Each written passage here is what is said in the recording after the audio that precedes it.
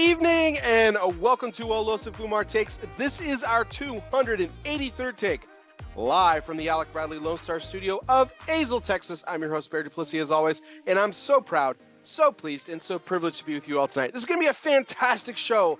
I am so excited about these two guests returning in tandem back to the show. It's going to be a fantastic reunion of sorts. There's going to be drinking, there's going to be smoking, there's going to be questions. We might talk a little shit, we might tease each other, but it's all in good fun, and it's all good fun for you tonight, everybody. So thank you so much for joining us. But before we get to formal introductions of my guests of honor, we do have to thank the people that make this show possible, and that, of course, is our sponsors.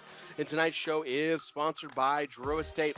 Drew Estate's at it again, once again, with their Freestyle Live event packs, featuring a new mystery cigar that they'll be unveiling just in a couple of days. These event packs, sometimes called mystery packs, offer a unique pre-launch experience for consumers who wish to be deeply engaged in each of Drew Estate's newest product releases.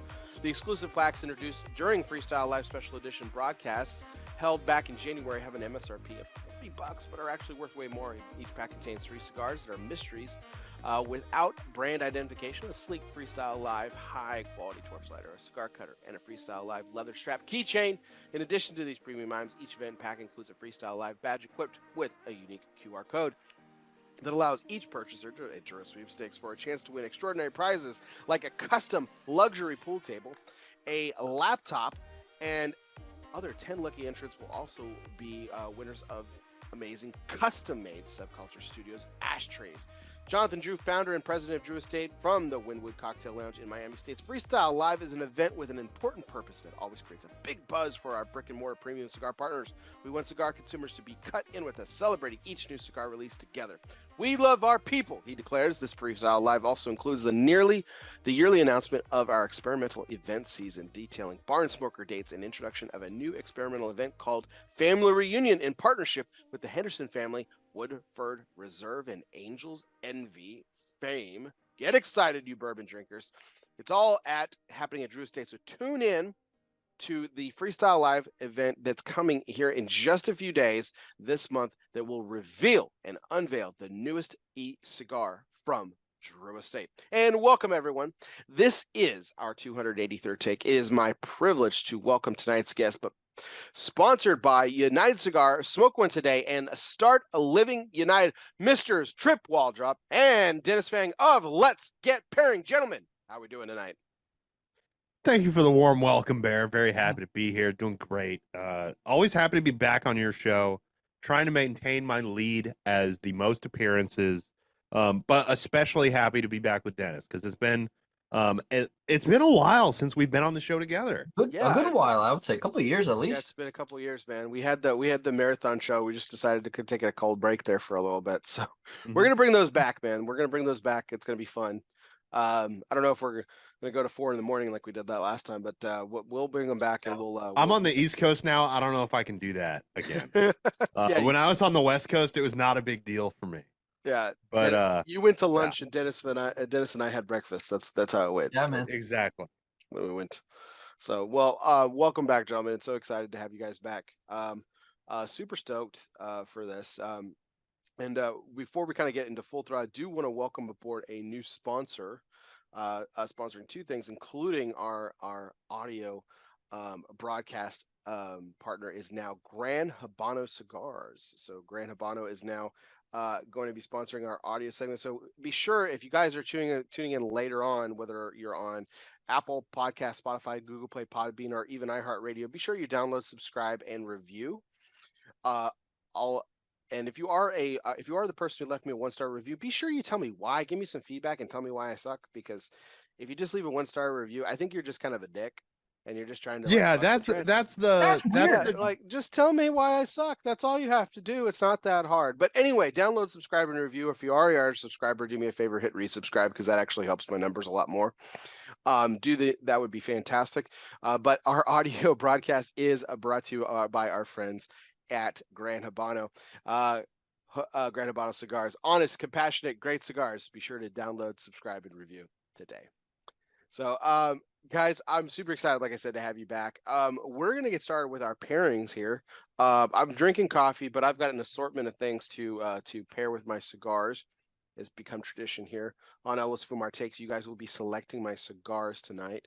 So Dennis, welcome back. We're gonna have you pick my first cigar tonight, and Tripp, you're gonna pick the beverage to go along with it. I've got some All choices right. for you Oh guys. man, I'm honored. Thank you. This is exciting. So, I decided to kind of like I had some like kind of staples that I went with and stuff, and I decided to go with some cigars that I've really enjoyed and honestly haven't smoked in a while. Um, and it's a shame. So I'm excited about all of these. We'll get started with, and I have kind of a discussion point on all of these. Uh, um, a oldie but a goodie, the Southern Draw Rose of Sharon. His Connecticut Shade offering there for Pastor Rob, and then we've got the Espinosa Cigars Laranja. This is the Toro. Not my Oh, favorite. My favorite is the Cayexa. So, or Kaya as I like to say it. I'm pretty sure I'm mispronouncing it either way. I call it the Keksa. I have no idea if yeah, that's that's right. an I have easy not way. consulted anyone. So, the Dunbar Tobacco and Trust Muestra de Saka Naka Tamale, Oh Ooh. boy. All right. Man, you brought out some great cigars tonight, Bear. and then I have the Plasencia Alma de Campo. Oh man. All right. That's an easy choice. right. Plasencia is for me because I'm smoking Plasencia right now. All right, perfect. Nice. So, all right, so we got the Plasencia Alma del Campo. All right, that's what I'm gonna be lighting up here. So, Tripp, here I go. I got a couple of scotches.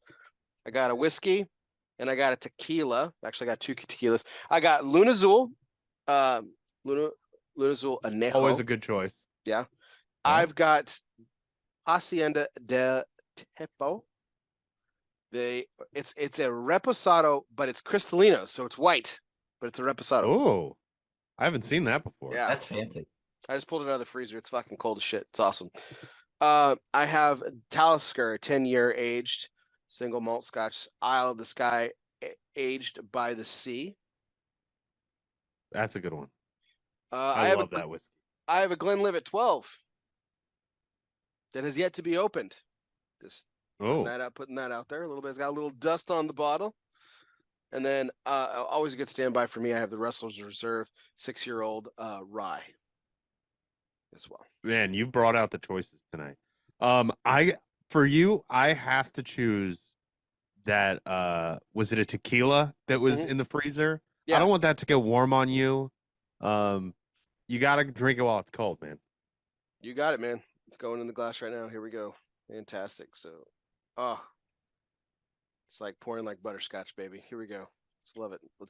I think that's a really great pairing too with the Plasencia. And I'm smoking Del Fuego right now. Del Fuego? Okay. What's up? What are you drinking with it, Dennis? Or do you have multiple beverages today? I have a bunch of beverages. I'm starting off with the Red Breast. This is the cask, 12-year cask strength Red Breast. Very much partial to it. I love it. Man, I never actually heard of Red Breast until I started working at Michael's Tobacco years ago. Like, it for a long time was one of those under the radar whiskeys. Okay. Yeah, that's very true.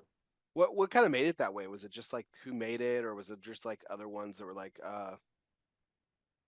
just other ones that were just like a little bit better or something? I think it was mainly that for a long time until kind of the whiskey boom 5-ish years ago, 5 to 8 years ago maybe. Redbreast was around, but it's a high-end Irish whiskey which has never been popular on the large scale. Like generally if people are spending $50 on a bottle, they would want a Scotch, and then when the bourbon boom started, bourbons started in that price range started to be popular. But Irish whiskeys in that price range were unheard of other than Redbreast for a long time. Well, and then what's also interesting too is like I guess like I think Jameson, and like Bushmills and stuff like are like so fucking popular. They're so ubiquitous with Irish whiskey. Like when you think of Irish whiskey, that's what you think of, right? Yeah, and it's almost like the because it's really an indescribable spirit because it's whiskey based, but it's not a whiskey like SoCo, Southern Comfort, SoCo and lime. I'll have Jameson, and it's just kind of it's just brand known. Jack and Coke, you know. Mm-hmm. Jameson wasn't really mixed with anything. It's just I'll have a Jameson. Like when you're talking about Irish whiskey, it's just kind of one of those things. Yeah, and Jameson was always a shot. Nobody drinks Jameson on the rocks or as like neat as a sipper. Yeah, Jameson is generally a shot with a beer or something like that. Yeah, exactly. And they're not pot still, I believe. So I don't think they're pot still. Redbreast is a single pot still, and they are one of maybe 3 at most single pot still distilleries in Ireland, which makes it a little more special. Okay. Oh yeah. Well, that definitely changes a lot of things. Single pot still, really? Single pot still, and from a pot still in general, you get a fuller body spirit at the end. It's kind of a fuller body, but rounder. It's kind of hard to describe. Interesting.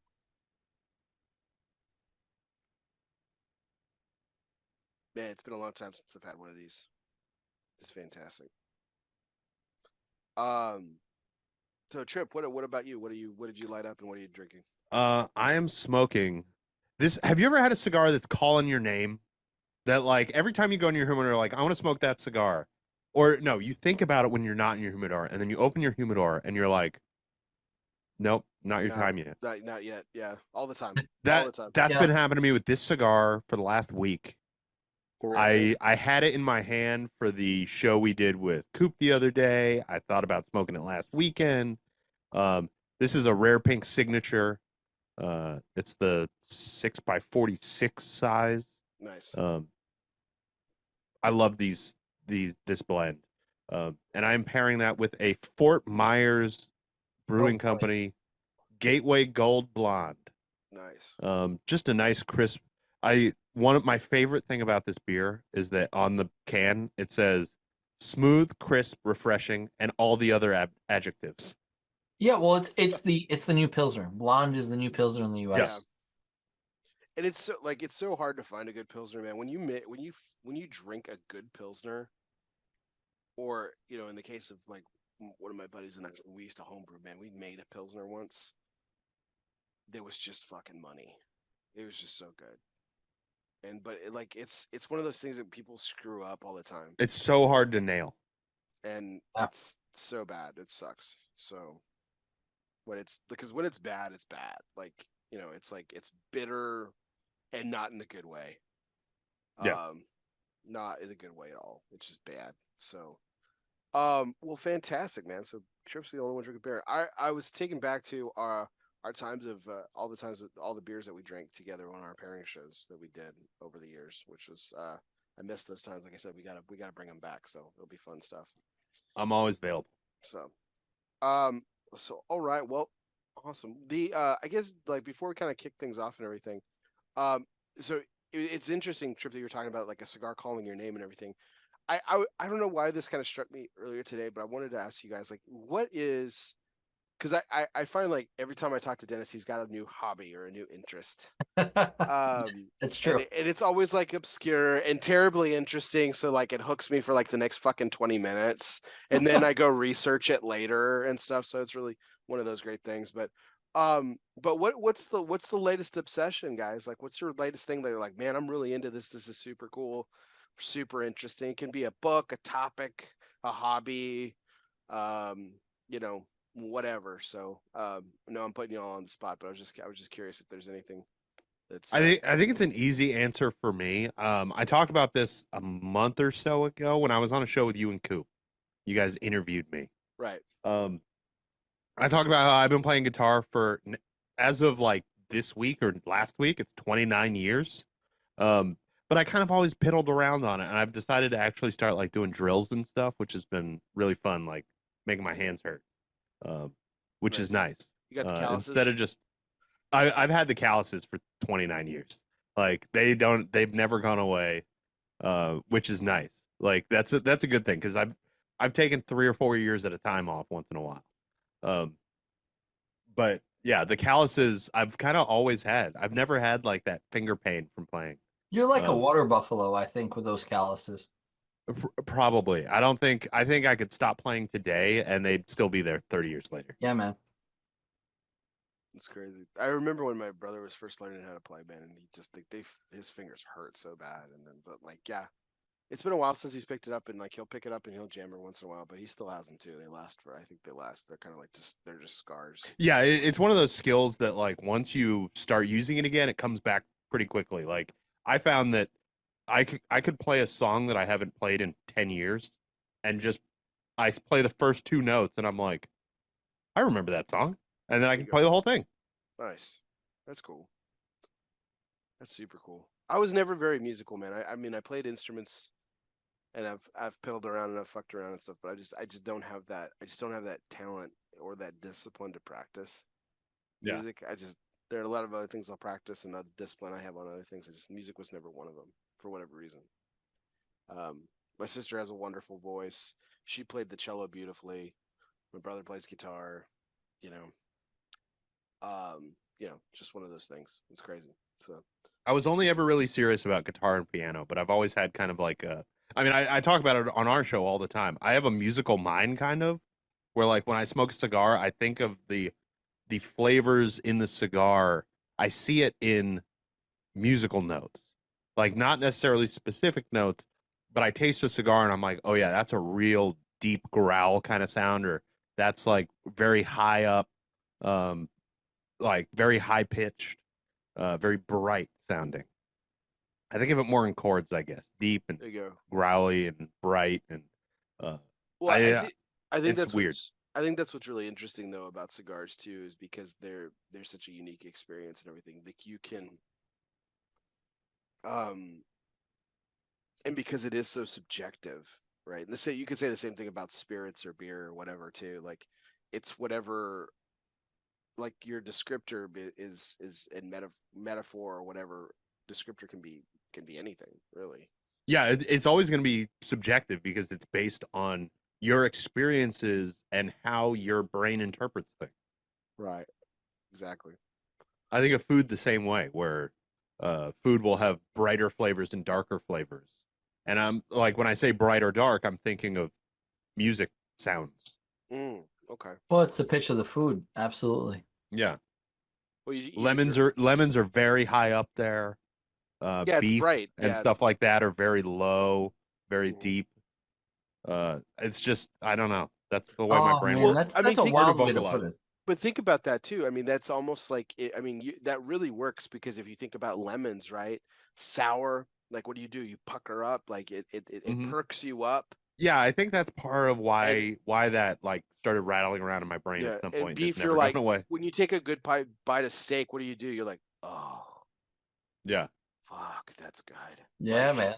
You know, it's like one of those things. So I think that actually works. That's crazy. I'm glad it makes sense to somebody because I always feel like a lunatic when I talk about it. That is so wild because think about so steak, right? Steak is going to be your base note. You have your salt. It's going to be your somewhere middle high note and a little acid. You throw some acid on the top.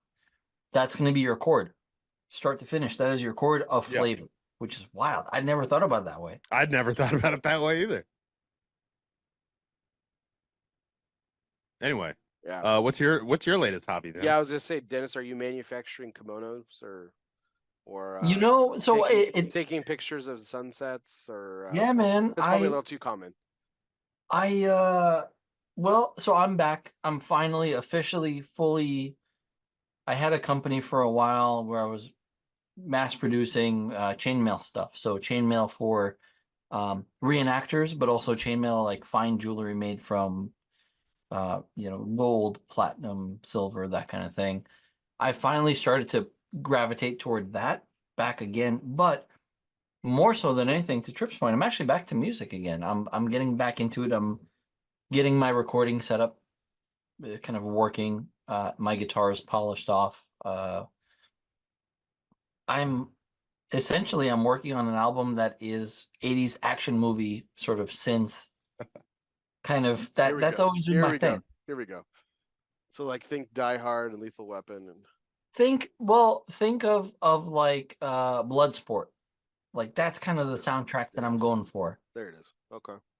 Nice. You know, or Miami Vice. That kind of vibe. That's sort of what I'm working on now. And just for fun, don't have a lot of time with work and everything else. Nice, man. Well, that sounds like fun. So what you said, it's always been your vibe. Like what got you into, like what struck you about 80s action films, the music or the tone that you were like, oh, that's my shit. Like that's yeah. Yeah, so it was never really my shit until I realized, well, I've grown up, only child. My parents were always working. My mother at the time, she owned a video store back in the early 90s.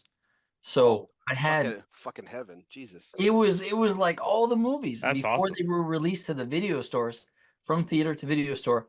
I got to watch them. So I watched Batman and Indiana Jones and Lethal Weapon, Die Hard, and I mean Tango and Cash. That's a very near and dear to my heart. And so I grew up with these sounds, these very iconic 80s action movie sounds. Even the first movie, oh God, I can't remember what it was. Jean-Claude Van Damme's first movie. It wasn't The Kickboxer. It was it The Kickboxer? Tripp, That's correct me if I'm wrong. I don't remember. That's the first one I remember.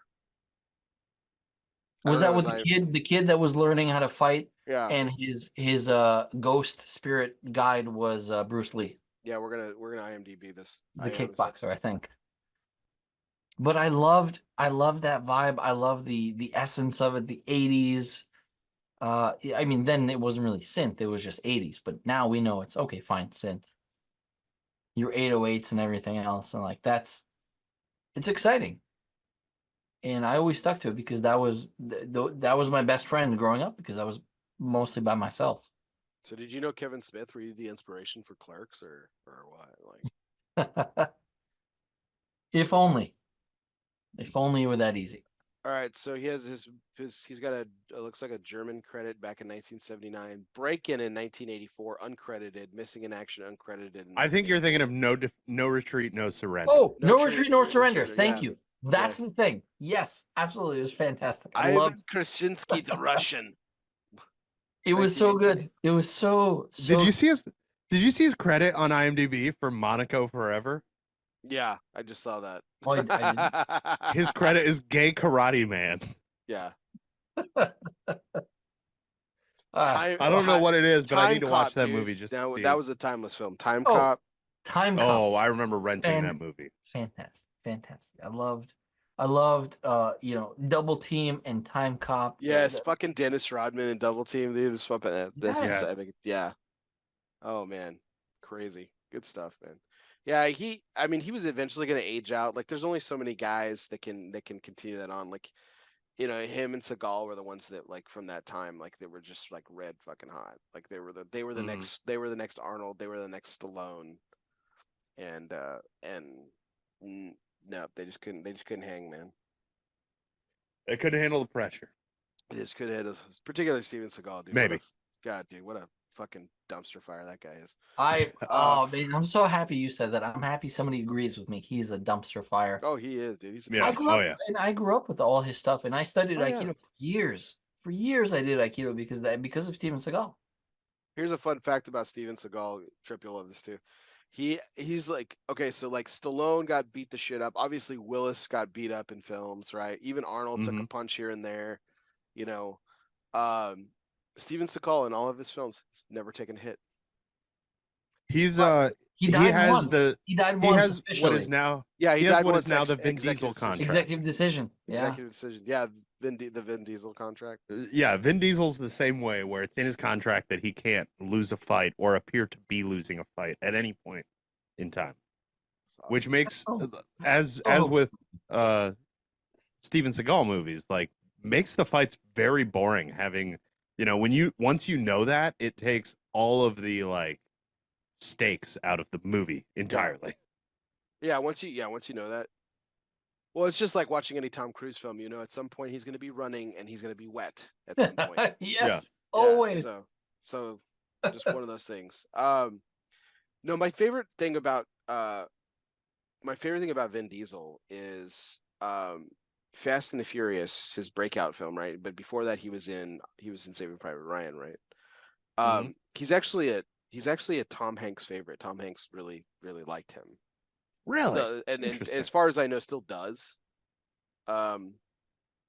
So it was in 2001, right? That like the film here. I got to pull this up, but Where I thought, what about Riddick? When did Riddick come out? That was a little later, I like think Riddick was right 2003 or after, four. but yeah, Okay. but he spun that off from that. But Rob Cohen, who directed the original The Fast and the Furious,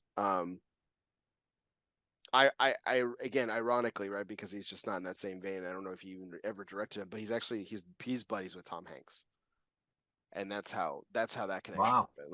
Like Tom Hanks is somehow connected to the Fast and the Furious by recommending Vin Diesel for a job, and then here we are, fucking Thanks, Tom Hanks. 20 12 years movies later. later, yeah. Unbelievable. This is crazy. Well, now we know who to blame, and it's not always Vin Diesel. So, well, guys, let's let the good times roll here. I wanted to go ahead and get things kicked off with our major point. As I mentioned at the top of the show, we do have a new sponsor, Gran Habano Cigars. But before I announce our major point, do want to thank a fantastic partner over the years. They've just been fantastic and wonderful to us from our takes. Protocol Cigars.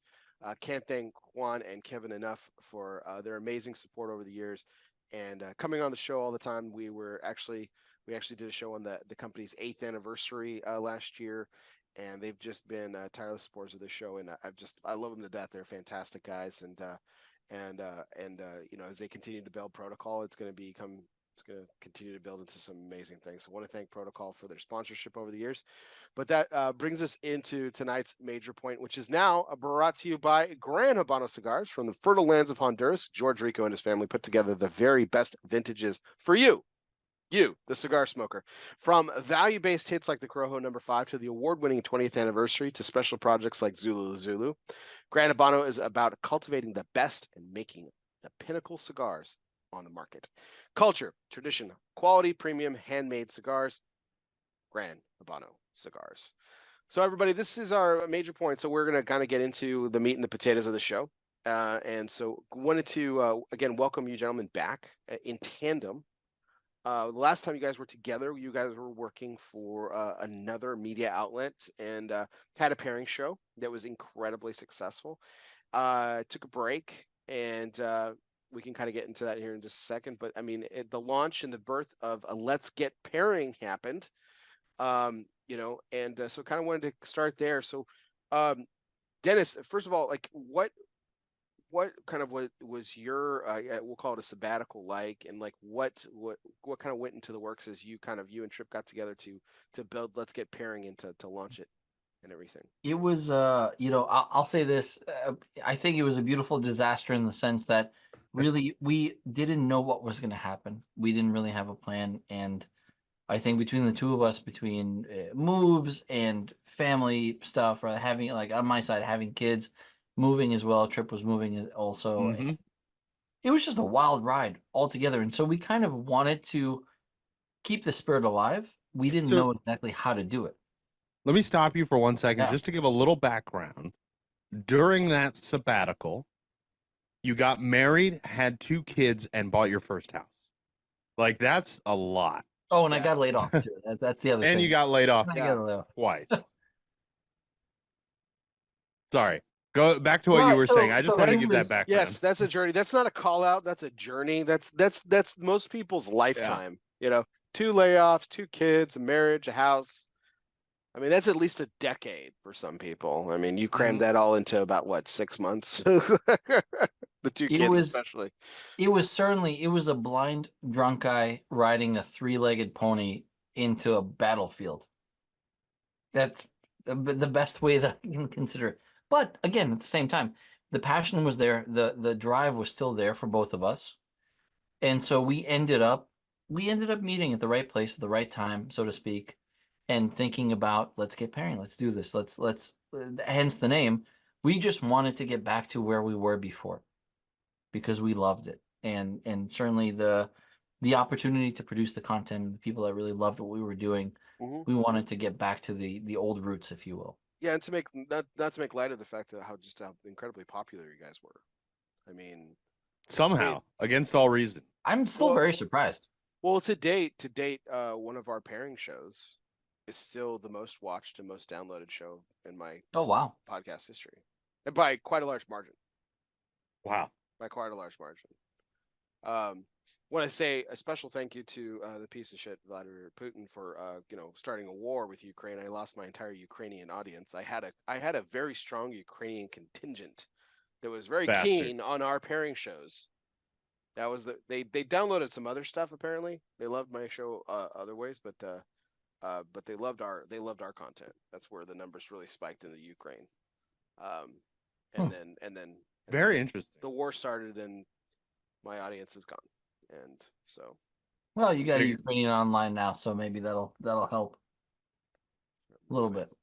We'll see. Just hope any them and their families are obviously okay. So that's the more important thing. I don't really care about the downloads. So, but yeah, I mean, there was an interesting, obviously turn of history that kind of weird how thousands of miles away directly affected me in a very unimportant way, but just was like, wow. That's a reality that just kind of literally hit home in this very weird, bizarre, surreal way. This just was unusual. But yeah, you guys did an incredible job, for Cigar Federation and the pairing show that you had. What were some of the things, Tripp, that you wanted to make sure that were different? But also, what were some of the things that you guys wanted to bring over that were the same? Well, so I mean, as is obvious from our show now, we're big fans of the format. The format was pioneered by Rob and John McTavish, now of Developing Palates and Cigar Dojo, and we just kind of took over that mantle from them. But we loved the format. The format I thought was perfect. We came up with a couple things that we thought we wanted to be different. We had thought about there was a lot of talk about do we try to get the name? Do we buy the name? Do we ask if we can have the name? Do we just take the name? But we kind of decided that we wanted to start fresh. The sharing our pairings was Rob and John's legacy that we continued for longer than they hosted it, which feels crazy to say. I remember you mentioned that the other day, and I was like, "Whoa, shit, that's crazy." Yeah, they hosted. I think it was like 60 episodes or something, and we got up to almost 300. I think we were in the 260s. Yeah, it was up there when we stopped. But the name, because they had a tagline that we're still using for the moment. I had accidentally kind of come up with a tagline of introducing, this is the cigar. I'm your host. This is my co-host. Grab yourself a cigar, grab yourself a drink, and let's get pairing. And when we started to kind of workshop the idea of starting a new show, that was immediately apparent as like, let's get pairing. That makes sense. Like, I say it every single episode, and I'm used to saying it, and I just think it is perfect for what we want to do. And there was, I don't know, 2 or 3 years of workshopping before I had this like epiphany moment where I was like, oh, it's the thing I always say. That's the name. And we had envisioned kind of different versions of the show and different, there was a plan at one point of let's start a whole media site. And then it kind of became obvious that that's a lot of work. That would be really difficult to do. And really even more difficult to get off the ground. Like once you build it, to get people to come, to get people to use it. And the landscape had just changed at that point. People weren't using websites to congregate about cigars. People wanted to just be on Facebook or be on Twitter, wherever they already are, and talk about cigars.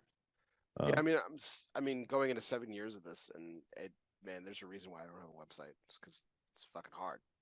It's really difficult to build and maintain a website, and until you draw people to the website, it feels pointless. I mean, that's kind of how a podcast feels at first too, right? Like we've all been through that where you're just making shows and you're like, nobody's watching it, nobody's listening to it, and then it starts to catch on. And that's kind of the reality of podcasting. If you ask Joe Rogan about his podcast, I'm sure that's how his first couple months were, where it's the biggest podcast in the world and he's talking to nobody for months, because that's just how it is. And eventually people will watch those episodes. You can't just phone it in. Yeah. it's crazy because now he's interviewing some of the most important people in modern day. Yeah. And unless you're an A-list celebrity, no podcast starts out that way. All podcasts just start off with a guy talking to his computer. Yeah. Yeah, basically. Let's call it what it is. Joe Rogan, was I think B-list actor is very generous. He was that guy. Mm-hmm. He was that guy that then sort of got into the MMA world and started doing some stuff with that too. And then of course he was the host of the God, what was that? Fear Factor. Fear Factor. Yeah. And that's what, unless you're Alex Trebek or Pat Sajak, hosting a game show is where celebrity goes to die, right? Yeah. Pretty much. Sam Harvey's probably an exception to that. Not Sam Harvey. Steve Harvey, excuse me, not Sam Harvey. Steve Harvey is probably an exception to that with the Family Feud.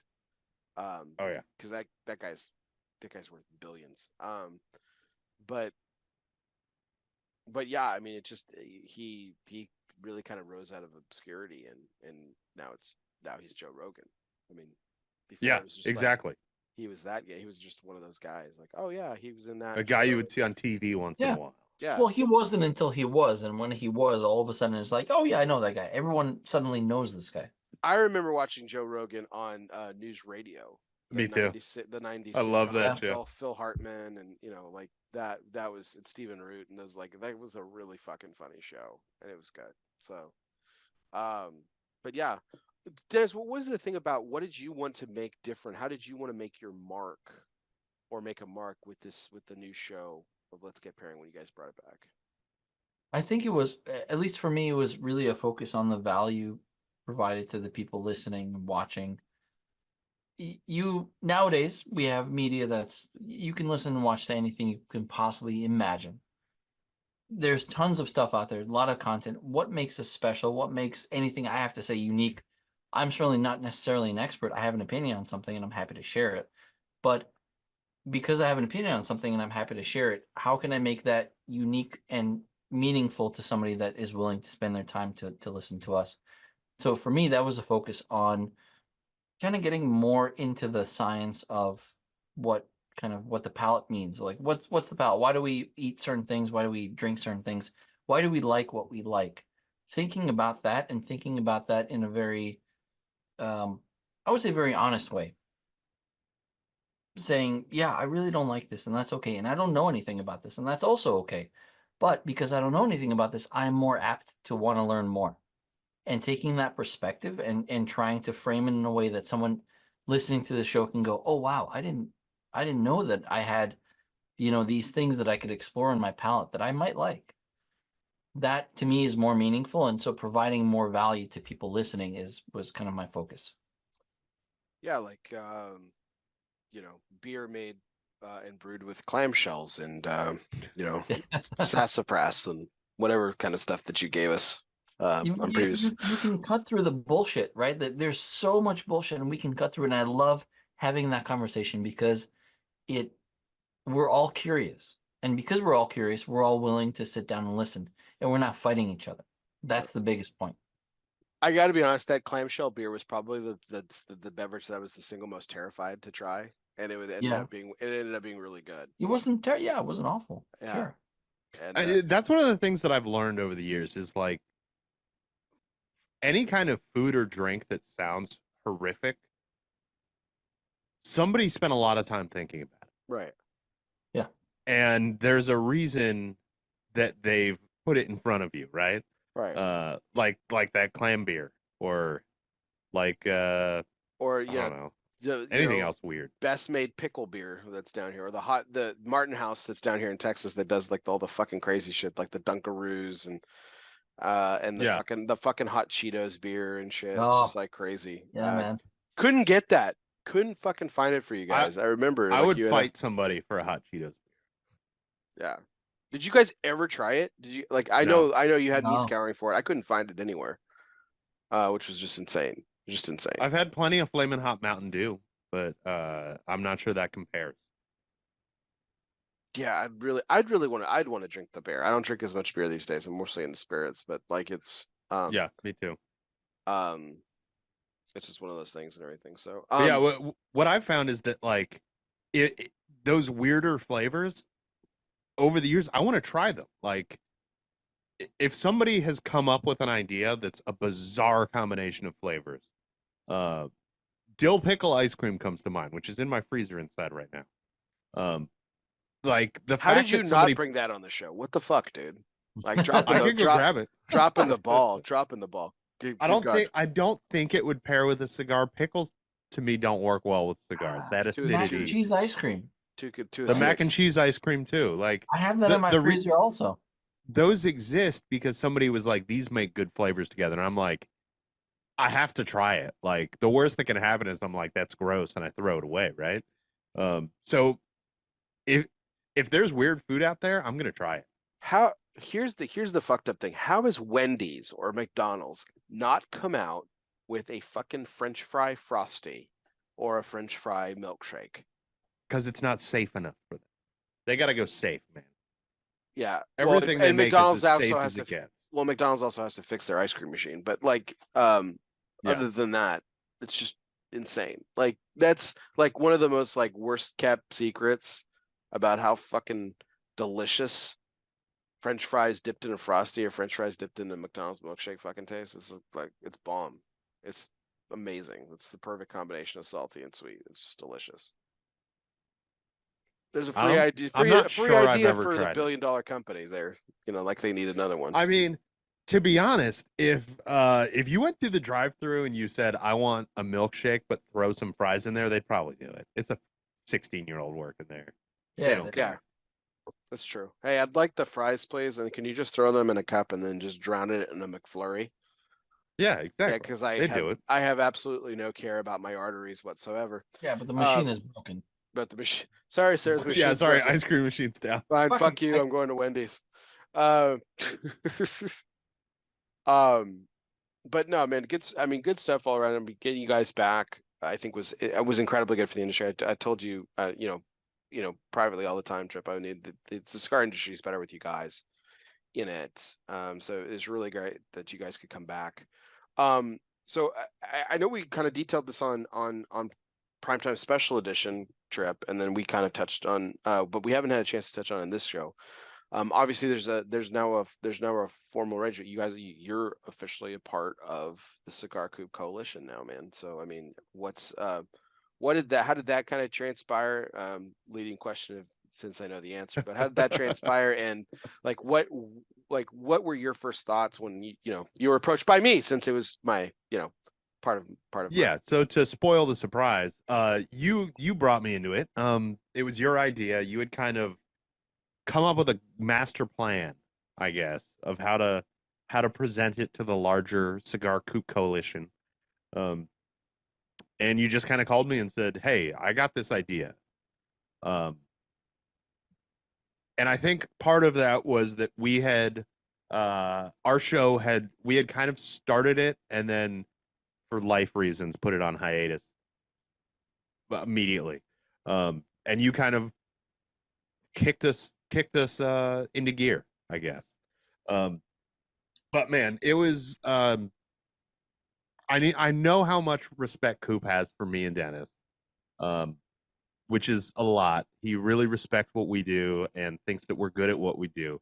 But I'm pretty critical of myself, and so it was really kind of shocking and really humbling to kind of hear that from somebody who I looked up to when I got into doing cigar podcasts.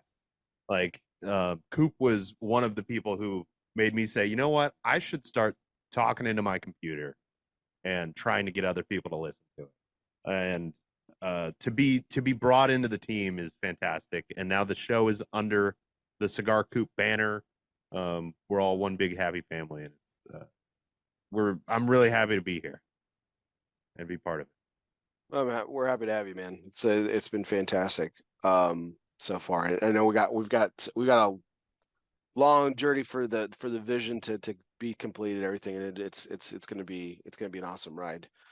For years, and I still stand by this comment. I think, for years I said that that Aaron Loomis had put together probably the best team in cigar media, with John McTavish, Seth Geis, and Jin Liu, man, we're 1B now. I feel like it. I feel like we're 1B now. With the joining, with you guys joining up and everything. So Thank you. That means a lot. Yeah, man. So what are the immediate plans for the joining with Coop, and then getting getting the show up and running? You guys have had a few episodes now. I think we're on episode 9 or 10. 11. 11. This was 11 just a couple hours ago. Thanks for going back to back in traditional fashion here. But what's kind of on the docket coming up? So for now, we've gotten more organized than we used to be. It used to be right around Wednesday, we would message each other and go, "Oh shit, what cigar are we smoking this weekend?" Now we have a spreadsheet. We've gotten more organized with tracking what cigars we have, what cigars we're planning on doing episodes with, what cigars are like on our wish list that are like, if you see this, grab some. And we can fill each other in, make sure we have what we need. We have some guests that are not scheduled, but we have at least 2 or 3 different people who have committed to, yeah, I'll be on the show. Let me know when you want me. Which we're really looking forward to. Some exciting guests. That's awesome. What's the plan? How will the guests come into the pairings fold? So we used to kind of try to do our normal format with an extra person, which I think pretty obviously was never the best idea, because, our format is kind of designed. We have 3 pairings. We go into at least a little bit of detail about what it is I'm drinking with my cigar. And when we bring another person or 2 more people into that, you're looking at a 2-hour show of being very talky and not really getting to converse that much. So we do have a new format we're going to use for when we have a guest, rather than have you on the show and you bring 3 pairings and choose the cigar we're going to smoke. Instead, we each bring our own pairing, like we're doing tonight, that we can talk intelligently about and give a little bit of background. You can still bring 3 pairings, but we're only really going to dive deep on the first one. And that way we can kind of have a more casual interview format like we've always gravitated towards, where it's just, we're just hanging out with whoever the guest is. That's what we want it to feel like. And having too many pairings made it feel so structured that I wasn't a big fan of that format. Well, yeah, and the three pairings too, and we tried that on this show, and I mean, shit, we went. It was a lot of fun. Yeah, but it was a very long show. It's tough for sure. Yeah, I mean, it was a marathon, at that point, and so, but yeah, I mean, I don't know how you guys did it originally with 3 pairings and stuff. Obviously, you're putting the cigar down at some point. You're not smoking through it. I think we actually smoked 3 each of ours and stuff, and then we also threw the mystery component into it where we were guessing and shit, and it was just like, after the end of that last one, I was like, man, I bit off a lot on this one. But it was great. It was so much fun. It was a great show. It was a blast. So that's really cool. I think it'll be really great to get guests on from the industry. Like, not asking you to tease anything, but you said a couple of people have agreed. Anyone that's going to be coming up that you guys? I'll tease. I'll reveal the big one, because he's 100% in, which is Pete Johnson. Man. Pete Johnson. Nice. Loves doing our show. He loves hanging out and just getting into like that pairing mode, because as with anybody, when you're smoking a cigar and drinking something, you're pairing, but you're not necessarily what's the word that I usually use? You're not interrogating it. Okay. You're not interrogating the pairing, where you're being critical of it and kind of critiquing it. And he loves doing that. I saw him last weekend at the Great Smoke, and I told him about the show, and he said, "When am I on it? Text me and I'll be there." So Pete Johnson is coming up. I think we're going to wait until after PCA, because we've all got a very busy next few weeks, especially the cigar manufacturers.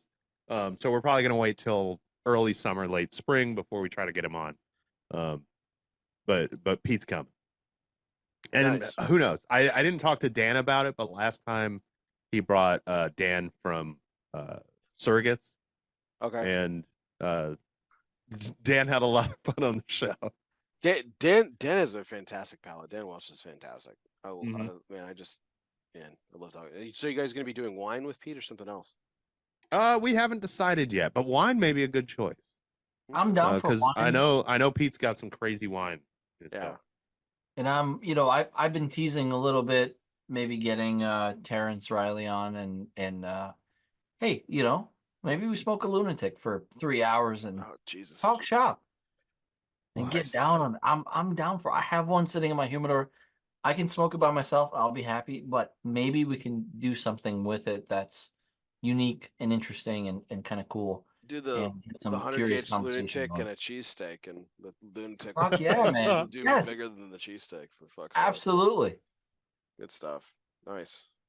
Well, that's great. I'm really excited about having guests on to talk about, not just talk about their cigars like they're normally, it's like a lot of our shows do, but to, again, to get this new exciting way of getting them engaged. And I think I think they're going to look forward to it. Justin Andrews likes to tell me, he's like, man, anytime I can come onto your show and not talk about cigars, it's great.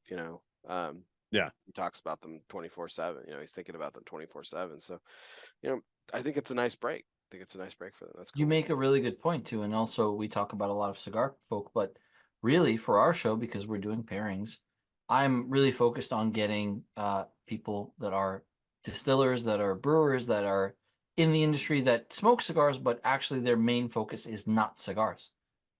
And so we're going to Okay. talk about cigars with people that do other things. Mhm. So that's kind of been my focus, running around between Philadelphia and New Jersey, talking to distilleries, breweries, friends that I've made over the years of, hey, let's get on the show. Let's talk about the stuff you do. Let's talk about process and get down on the science of it. But Yeah. let's do it from the focus of let's have a cigar. Nice. So this is just an observation. So it may sound like a criticism. It's just an observation, but I was just curious. Like with the 11 shows in the books, 3 of them already have been done Barton Tobacco and Trust cigars. I mean, so Mhm. is there um is the non high volume of variety not a priority for you guys, or is it just that those are three that you just happen to wanted to smoke and pair? Like, what kind of went into the decision to kind of go heavy on? I mean, Steve's stuff is great. I mean, Oh yeah. I'm certainly not complaining over here, but I was just curious that you seem to have quite a few of the same there, so I was just curious. Well, so 2 of those were about a year apart. The first 2. The other ones were only a month apart, if that. Yeah. Okay. But that came down to mostly we did the Papa Saka for our first show back, and then we really wanted to just get the Red Meat Lovers on the docket because neither of us had really tried that cigar. Okay. Um, What was and what was the consensus? that cigar is built for It pairing. was awesome. Yeah. Built for pairing. Everything we threw at it, it paired really well with. I find it really interesting because I don't think it's a fantastic cigar on its own. It's kind of not on the boring side, but it's a little more a little more nuanced than most of Steve's stuff. But the flavors that are there work so well with pairing that it's like a base layer for pairing. Um, it has this quality where it's a Connecticut broadleaf that's not as spicy as you expect it to be or as sweet as you expect it to be. But then when you It's not start as pairing heavy. stuff with it, it really brings that out. Yeah, it's not as heavy-handed, which is interesting. It's a really unique blend, and I think it's interesting that you mentioned the nuance of it. Um, I think I still say this all the time. It's the Salida now, but the original Sober Mesa, now rebranded as the Salida, that he's going to be launching launching the rebrand at PCA this year. That's still my favorite cigar that he Me makes. too. I think it's smoked the shit out of the short Churchill. the short Churchill. I love the Cervantes Fino. That's my jam. Mm-hmm. I think he discontinued that size though, and it's it's painful for him too, because that's like his second favorite size. I think Short Churchill is his first favorite, and then he likes and I think he likes the Cervantes Fino. I think is his second favorite of it. But man, that blend just pops, and I it's love that blend. I think really I complex. agree with you. That's the best thing he's ever done. I don't know if he'll ever top it. Yeah, I mean, I have so in fairness, I haven't had the unicorn, which people have said is the best thing that he's ever made. The Moisture Saka unicorn, and it's the best thing he's ever made. I haven't had it still. I need to make that happen. But I like a lot of Steve's stuff a lot. I mean, the Brulee Blue I think is incredible. Yeah, I like that a lot. The Exclusivo Moisture Saka, I still yeah. think is it's funny about his original releases, right? I think the Exclusivo is the best Moisture Saka. Again, haven't had the unicorn, so can't comment on that. But with that, I agree about the exclusive. yeah. And then his Not Sober that the Base, unicorn's bad. It's just right? yeah. The exclusive is a $15 cigar.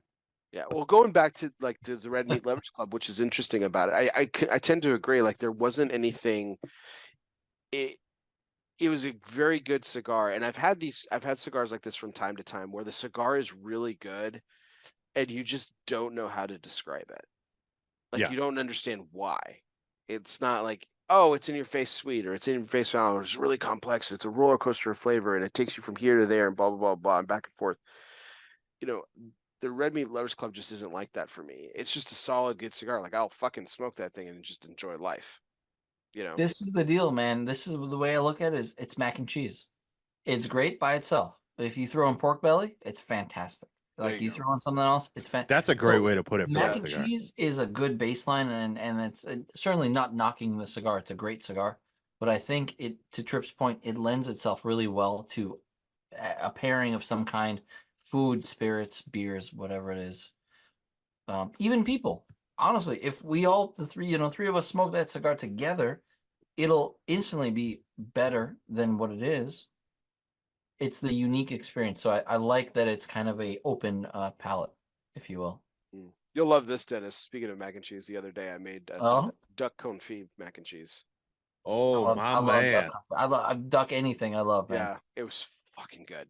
Not to pat myself on the shoulder, but when I I pat like myself on the pheasant. I shoulder, like pigeon. I eat all the things. yeah, it was, dude, it was money, so good.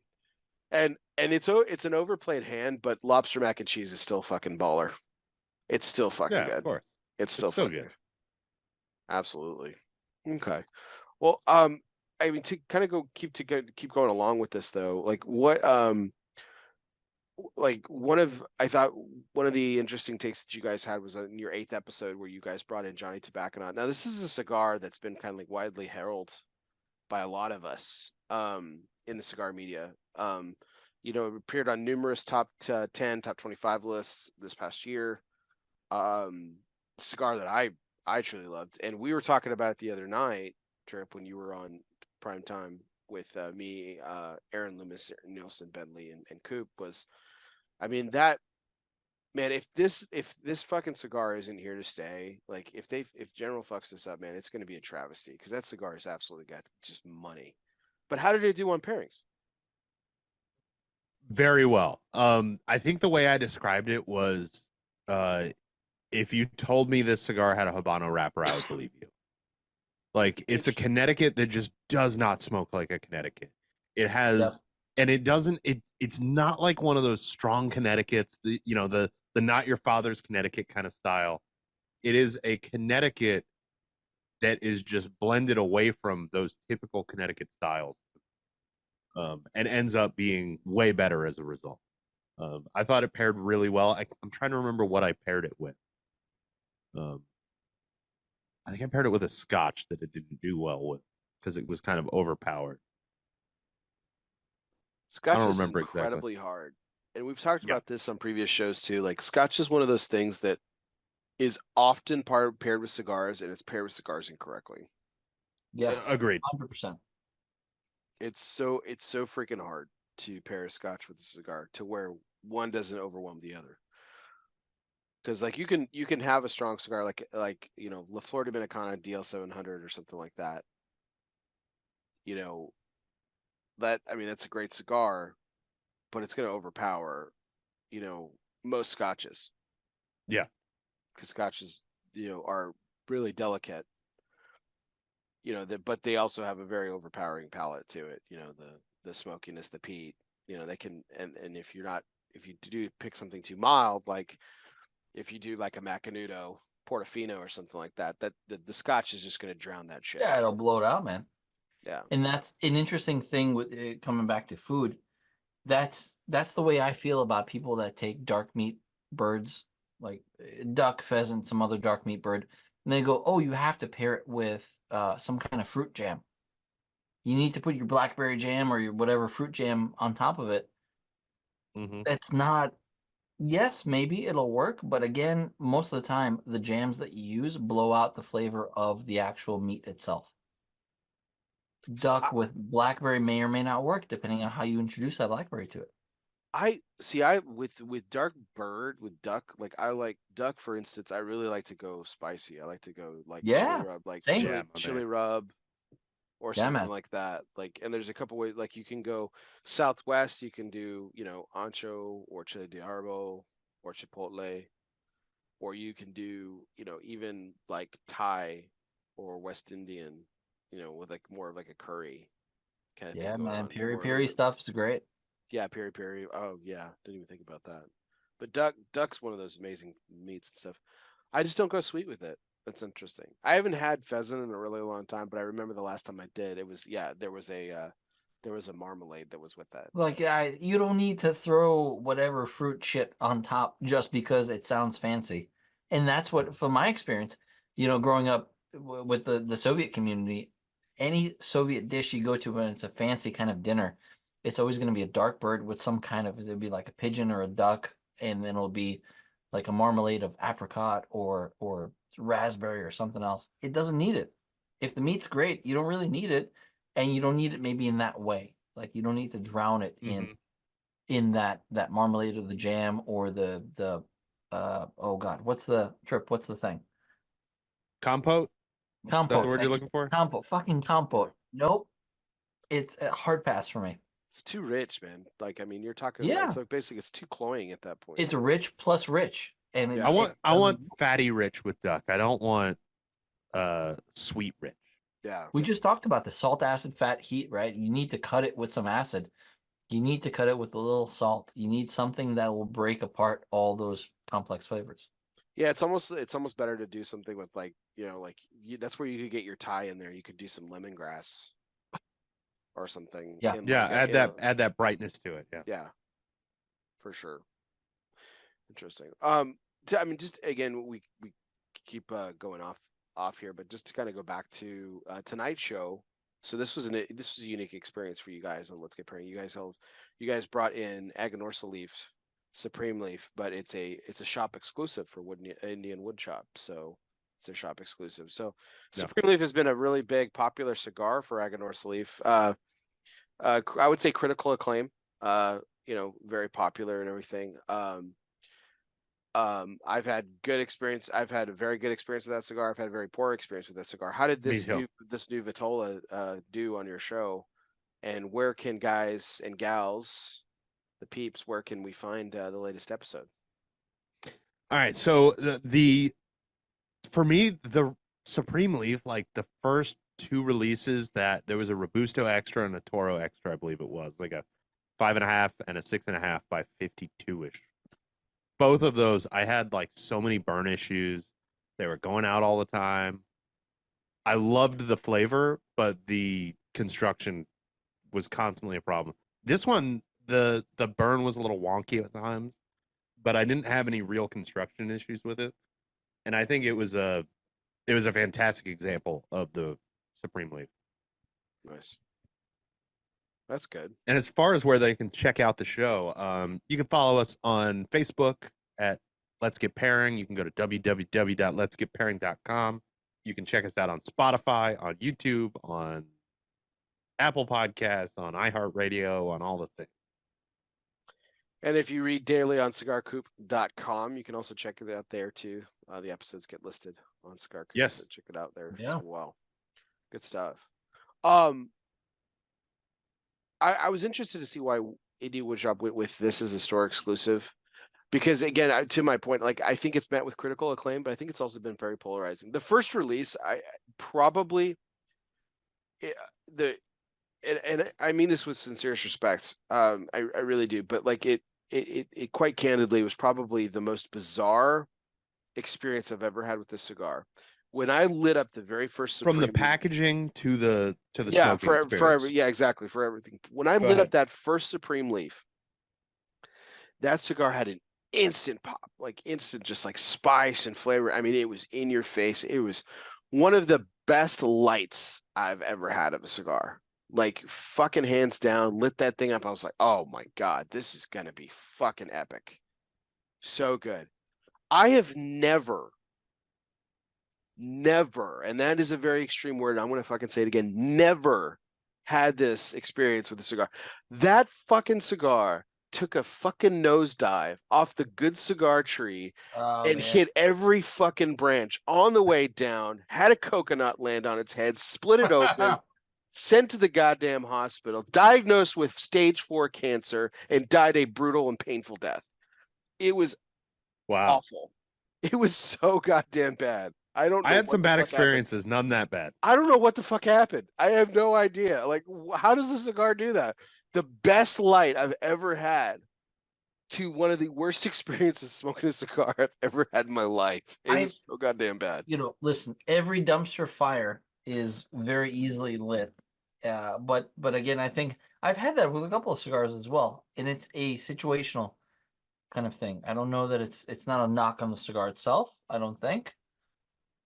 It's So have you obviously had not the it blend after because that? it's worked at other Vitolas. Like I had, I think the third release, I forgot which Vitola it was, but I actually smoked it with Terrence, and God bless him, man. I think he knew my experience with the first one, and he gave me the third one. He's like, hey, just try this out. And I mean, I was so apprehensive, but man, I mean, I wasn't even being nice to him. I mean, I genuinely enjoyed it. I thought it was incredible. I was like, okay, it wasn't quite the same light. The light didn't happen the way that the first one, but I was like, okay, this is good. This is good. Still kind of apprehensive, and I thoroughly enjoyed that cigar. It was very, very good. It was very I good. think it's a great blend. My completely unfounded theory is that the tobacco for the first two releases was just not at all ready. It was too young, it was too That's possible. underfermented, it was too wet. It had all the problems and it was rushed out the door. That's my thought. Because I had a similar experience where it was like I lit it and I was like, this is gonna be great. And then I think my first one went out like 3 or 4 times. Mhm. Like it just kept going out. And I had a 5-pack of them and every one of them just kept going out. And like I would do that, like typically I'm kind of a slow smoker where I'll set it down for 2 minutes and realize it's almost gone out and bring it back. But this was like by the second one or the third one, I was like, all right, I got to keep this thing lit, and it was still going out. Yeah, it may have been not at the right place yet. But I do think since then they've been on point. Like, Yeah. I just earlier this week I smoked the latest one that they're coming out with at PCA, and it was fantastic. And then again, the Wooden Indian one was also fantastic. Yeah, Dan reached out to me and he got me a box the ones that you smoked tonight, and I lit one up, and I mean, It's great. it's great. It's really also just a great size for that. Yeah, I think so. I totally agree. It was really good. Really, really enjoyed. I mean, he scored a winner, man. He scored a winner. Mm-hmm. I wonder if they're going to release it wide. I don't know. I don't know the detail on that, but if he I scored love that that as an store personally. exclusive, that's pretty awesome. Yeah. Yeah, I think the guys that at Wooden Indian got a great cigar out of this. And when they first messaged me, I was a little worried about it. Like I was like, I don't know if this is the best cigar to be. Yeah, hitch the wagon. Because of the inconsistency issues that I've had, I thought, I don't know if this is the best cigar for your anniversary cigar. Like maybe for a shop exclusive, but maybe not your anniversary. But then I smoked it and was like, wow. Yeah, it's fucking great fire, cigar. man. I enjoyed it. Yeah, so score one for Dan, man. That was good stuff. Good stuff. Well, we're going to come back a little bit. We're going to talk a little bit about the upcoming future here of Let's Get Pairing, as well as some other items here too. But we're going to dabble into our first fun segment of the night, which is our presidential trivia segment, which is always brought to you by United Cigars, featuring La Giana Havana, distributors of Jose Dominguez, Bandolero, Garofalo, the Firecracker, and the highly acclaimed Atabey, Byron, and now Alfonso lines from Selected Tobacco. Smoke one today and start living united. So, gentlemen, this is, of course, multiple choices is our presidential trivia segment. I thought we'd have a little bit of fun with firsts. Herbert Hoover, President Herbert Hoover, not the vacuum cleaner, the president. Okay, so Herbert Hoover was the first president to A, hire a woman as a staffer in the White House, B, be born an American, C, be born and grow up west of the Mississippi, or D, father 15 children. Wow. That's a lot of children. I'm going for 15 children. I'm going for west of the Mississippi. I don't know what number President Hoover is, so I don't know what year he was president. Early 1900s. He's him and Warren G. Harding and everything there. Hoovervilles. He was like widely accused, basically responsible for the Great Depression, where he got okay, right. Unfairly blamed for it, essentially. So, I'm going to say west of the Mississippi. Okay. Yeah, I'm rolling with a D because I think Hoover, I barely knew her. That's what I'm at. He was the 31st president, by the way. So out of 47, so he's 31st president of the United States. Born on August 10th, 1874, maybe 1874, in Iowa, West Branch, Iowa. All right. All hail from West Branch. Not sure where that is.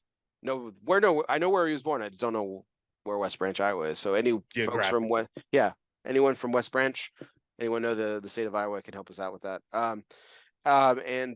Yes, he was the first president to be born and grow up.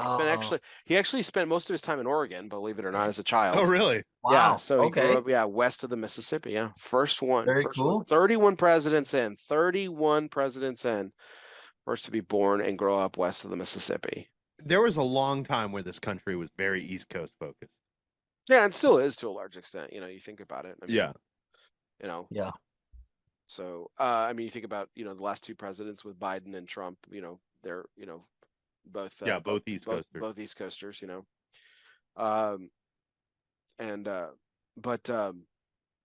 it's even George Bush, George W. was born. A lot of people, he claims Texas, but he was actually born on the East Coast. Oh, really? Yeah. I didn't know that. Mm-hmm. Was it Virginia? Connecticut. Was it Connecticut? Oh, wow. Wow. Okay. Cool. His father was born in Massachusetts. Wow. Mm-hmm. Yeah. So, but there is I did want to throw in this. So the first president to actually hire a woman as a staffer in the White House was actually Benjamin Harrison.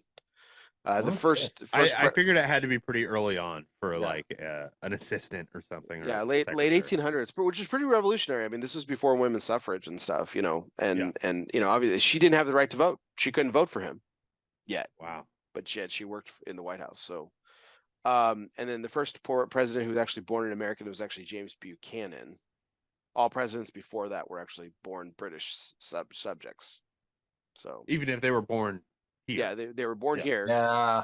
Wow. I forgot about that. Yeah. All of them were born here. So everyone, with the exception of Chester Arthur, which is widely criticized, there's a pretty substantial proof that he was actually born in Canada, believe it or not. So interestingly enough, but everyone else born. And was it Trump that was born in Kenya, right? No, Obama was born in Kenya, apparently. Yeah. Oh, you dirty man. Yeah, with the got to supply the birth certificate, but still, people are still asking for that. I know. But yeah, so that's some unique stuff there. The president that actually fathered 15 children, the most of any president, was John Tyler. Tyler? Wow. Really? And he actually had a grandson that was actually still alive as late as 2019.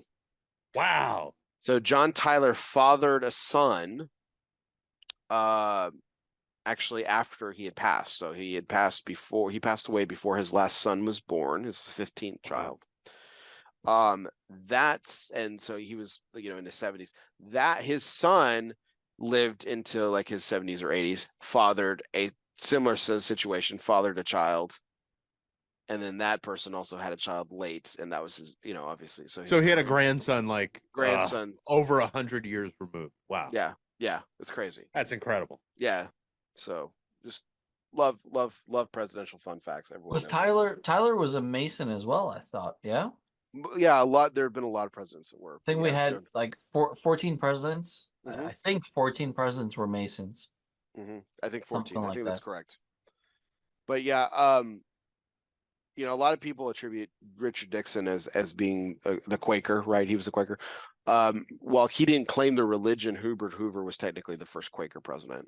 So. Oh wow. Proper Quaker, yeah. Yeah. Him and his wife were actually in China at the time of the Boxer Rebellion. And they survived a siege of their compound during the fighting, apparently, which is wow. cool. That's fucking wild. Yeah. Just like to put it in perspective into modern times, being at an event like that, it's a crazy time to think of. Right. I mean, it's like we were talking about with the war between Ukraine and Russia. It'd be like, the president hanging out over there during the fighting or something. So yeah, if Biden happened to be in Ukraine when the fighting started. Yeah, when the fighting started or something. Him and Herbert Hoover and his wife Lou, they actually did speak Chinese. Oh wow. Yeah, and that's actually how they conversed. Actually, his wife actually was quite the linguist. She spoke like 8 or 9 languages. And that's actually how they would talk to each other, because when they didn't want anyone to overhear any conversations between the two of them in the White House, they would actually speak in Chinese. That's fantastic. That's kind of awesome. That's super cool, man. He was incredibly rich, which is why so many people resented him, especially that with the onset of the Great Depression. He was a leading mining engineer, an expert, so you can imagine what he was mining at the time. But his net worth at the time in current dollars was around 75 million. Wow. So, I mean, not Jeff Bezos territory or Elon Musk or anything, but I mean, $75 million to $75 fucking million. That's a lot of money. Yeah, it's still a lot of money. Yeah. I'm trying to think of a couple other fun facts I know about Hoover. Big dam. Yeah, the dam, of course. Big old dam. I only say that I don't mean that facetiously. It's because I have a mug that says "Big Damn Mug" that a friend of mine got from the Hoover Dam, and that's nice. It reminds me of a film that I think Bear greatly despises. Oh, Jesus Christ. Vegas. We couldn't go one fucking show, guys. We couldn't do it. We couldn't do it. It's hard. It's really hard for me because I love that movie. Unbelievable. God. Jesus. I couldn't resist. Yeah, apparently couldn't. The last thing, like I said, he was unfairly blamed for the Great Depression. But actually, he, when he took office in March of 29, this was about 6 months before, Black Friday and everything. So, Black Monday rather. He warned people about actually speculative investing, but stock exchange was in tatters by the end of the year, and obviously the Great Depression started. But he'd kind of warned people, like it was part of actually his inauguration address. Wow. Yeah.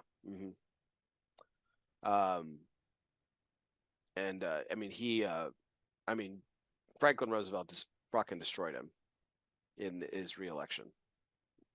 He was went up against Roosevelt in 1932, and he got demolished, as you can imagine. So yeah, which is just sign of the times, man.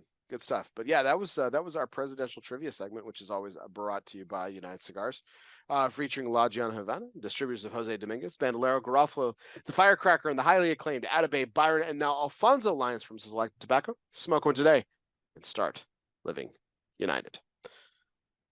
So, guys, just to get back to where we are with Let's Get Pairing, we have the PCA trade show coming up here just in a couple of weeks. So we'll be back at the trade show. You guys will be back. This is the first time this is back since your sabbatical. So how many years has it been? I mean, COVID took out 2020, so nobody went.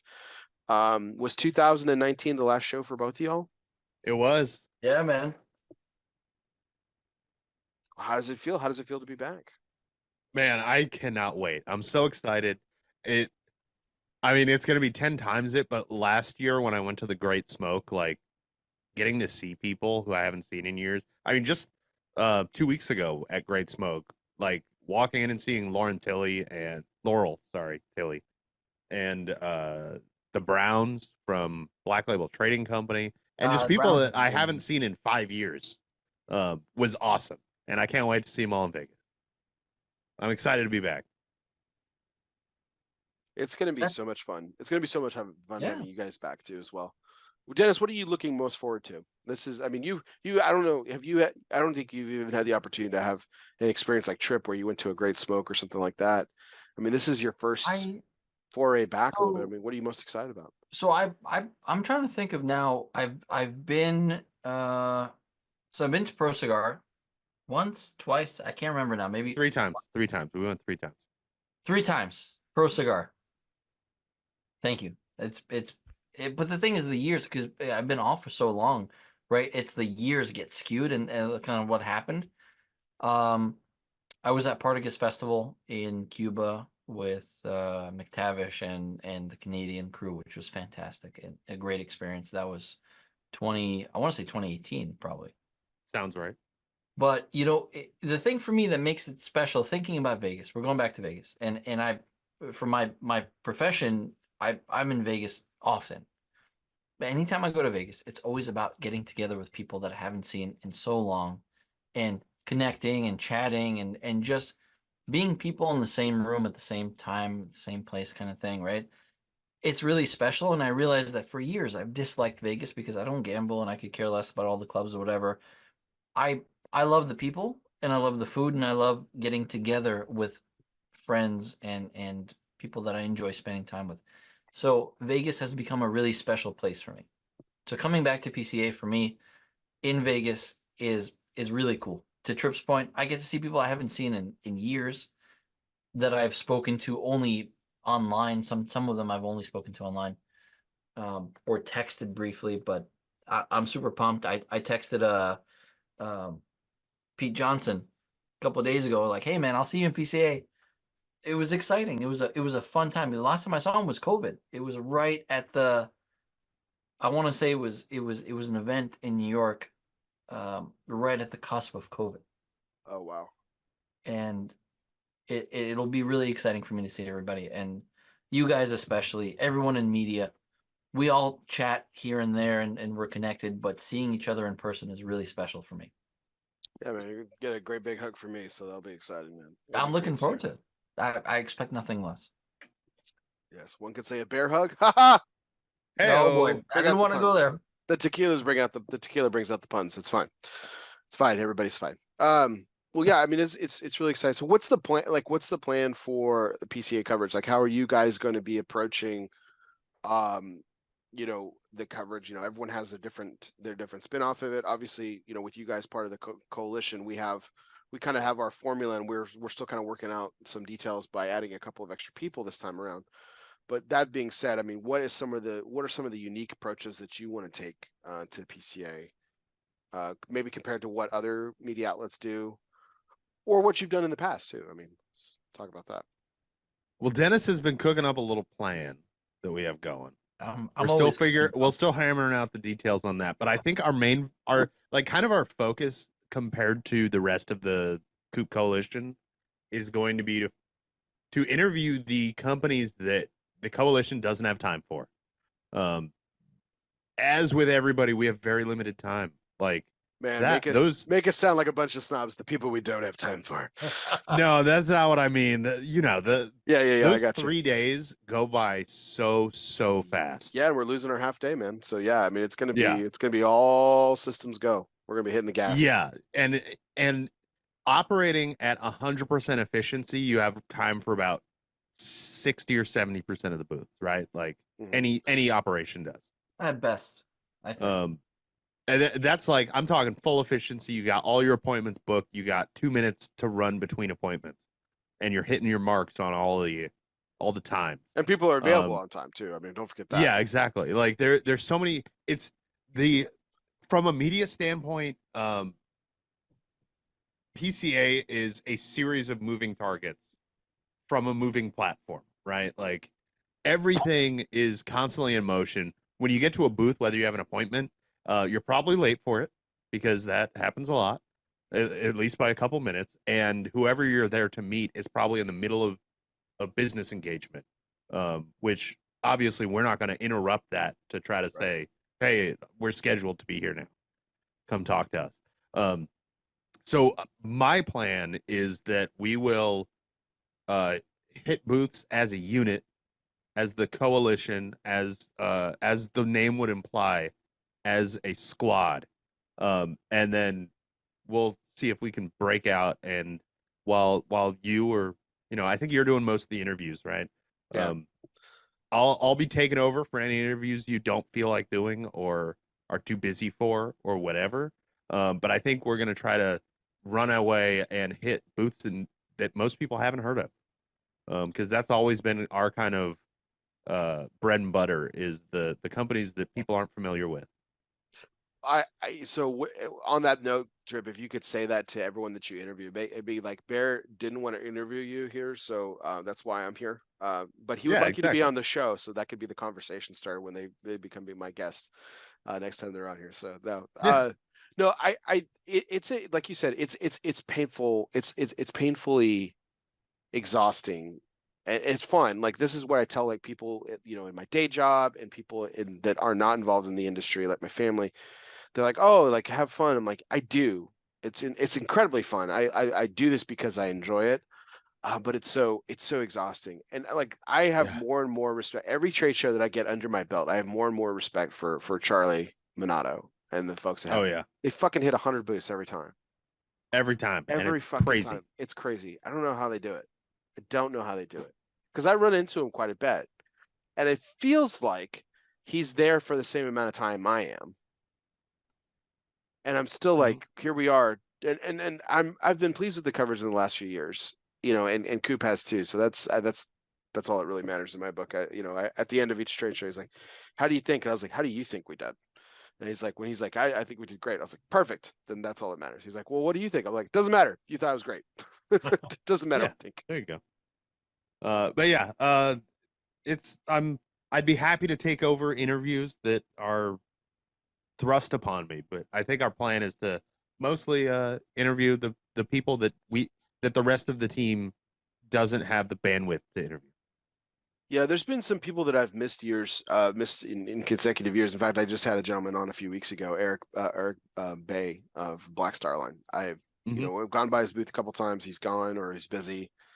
It's just been one of those things, and I had the opportunity to interview him. That dude is stellar, man. We're gonna try to get to his booth this year because I really want to have the opportunity to sit with him and that's kind of where I see us fitting in is when you're in the middle of interviewing, I don't know, Ernesto Carrillo, we can run over to Bill's Cigar Time and check out what they got going on. I want to interview Bill. I love Bill. It's great. But no, it's going to be so exciting. And I think some of the things that we have planned as a coalition, as a team that you guys are going to be able to add to that we've wanted to for years, but we just have, like you said, we just haven't had the bandwidth, not just interviews, but other components too, is going to be so exciting. And it's just going to be so great to have you guys there. I'm so excited that y'all are part of the team now, officially. And it's going to be awesome. So, we're going to talk about our pairings here in a second, but before we do, I had a couple of fun questions before we go into the rest fun questions of the night to conclude our evening. So I thought this would be a fun question because you guys have had the opportunity to, you guys have worked together for a number of years. And so this question is either someone you've actually had the opportunity to or would want to. So who would you want to co-host a show with? So this can be a previous partner or someone that you haven't had the opportunity to co-host with, but you can't name the other person. So Dennis, you can't pick Tripp. Tripp, you can't pick Dennis. Yeah, makes sense. I'm gonna go with the cigar surgeon, John McTavish. We spent some time hosting, sharing our pairings together, and like if I had to pick somebody to fill in for a night when Dennis was violently ill, John would always be my first choice. He set the standard for what we do now. Incredibly sharp when it comes to this stuff too. Like he's incredibly well rounded. I love John. And I love having conversations with him. He knows so much about so much, and that's so elementary of a description for John, but it's absolutely true. I mean, he's an absolute renaissance man, and I love that guy. He's incredible. Yeah, exactly. And he is one of my favorite people to co-host shows with because of that. Like he always is on point, knows exactly what he's talking about. I do a couple hours worth of research and come in with some fun facts and stuff, and he schools me every time. He blows it out of the water. Dude, I mean that like I bring in information about the thing that I'm drinking, and he knows way more about it than I do in my couple hours of research. Well, actually, Tripp, when they created that spirit, what they meant to do. Exactly. They created that one on accident because, he knows more than me about everything. When I was in Scotland last year, I went into a tourist trap of a place. It was like the world of Scotch or something like that. And but the guy couldn't. The clerk behind the desk could not have been more congenial and just fun. And it was like fucking 11 o'clock in the morning or 10 o'clock in the morning. And the guy's like, it's 10 o'clock. Let's have some fun. And he starts busting out shit from under the table. Dennis, you would have, both y'all would have fucking had a field day. I mean, it was just incredible. And he was like telling me, like, he's like, yeah, this is actually made. This scotch is called, whatever. And I was like, cool. I've never heard of it. He's like, yeah, you have. You know who Glenlivet is? Yeah, dude. Exciting. Yeah. And he's like, Glenlivet makes the scotch. And he's like, but they don't want to, what all these scotch companies do is they create these shadow brands because they want to experiment with like funky ass shit, but they don't want to trade on their name because they don't want to damage their reputation. By releasing something that's insane. Flops or something. Yeah. So one of the scotches I drank, you guys will both appreciate this. One of the scotches I drank came from Glenmorangie, okay, but under some brand whatever. But the scotch had been aged for 18 years. The last two were in sherry cask, but in between, Scotch barrels, American white oak bourbon barrels, French oak, sherry cask, and tequila cask. So wow, that's wild, man. Yeah, like in between, like so they just went fucking nutso on it, and I'm like, this is gonna be fucking insane. Like this is gonna just suck. It's gonna be just layers and layers and layers, like just so stupid. And that thing was a song, man. That thing was a ballad, and it was awesome. And it was the last, like I said, the sherry cask was the last one you could taste it, probably the most prominent. But I will say this: that really struck out to me was the vanilla mouthfeel to it, which you totally got from the American bourbon white oak. But the nose on it was straight up fucking tequila, man. It was that straight up that agave sweetness. Like it was fucking weird as shit, but god damn, it was so good. Not for sale, of course, because I would have bought a bottle or two or 10. But yeah, he was like, I mean, and he was pouring me stuff like I think like, and that guy was so much fun. Yeah, I walked out. That's how it feels going to John's house. Yeah, walked in at 10, left at 11:30, and could barely feel my toes. So that was nice. Nice. It was great. Great stuff. Dude, I my time hanging out with John in Cuba, and I got to see the what I consider is like the Canadian operation. I called it the Canadian operation. John and John's crew and his close friends and people that have been going to Cuba for years and years that had this process really locked down, and just sitting at the table with the same people and listening to them talk, it was exactly that. It was that super base of knowledge. It was the passion and the love. And it was like, damn, man, I thought I had an idea of what was going on. I had no fucking clue until they sat down at the table and started speaking. And that was everybody that John introduced me to. whether it was a roller, whether it was somebody in the industry locally, or a friend from shit. I almost said Canada, from Canada. Canadian. Fuck. I love being taken to school, man. I love It's it. great. Me too. It's so nice. It's a fucking amazing feeling when you think you know something and you realize you haven't even been born yet, and it's just epic. And like, there's so many times I've experienced that in this business, like in this industry. There's so many times I've experienced that where you're just like shit.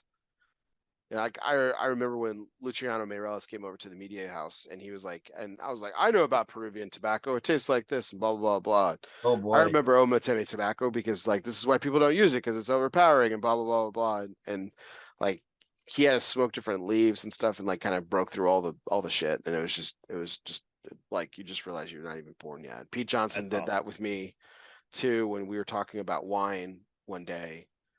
And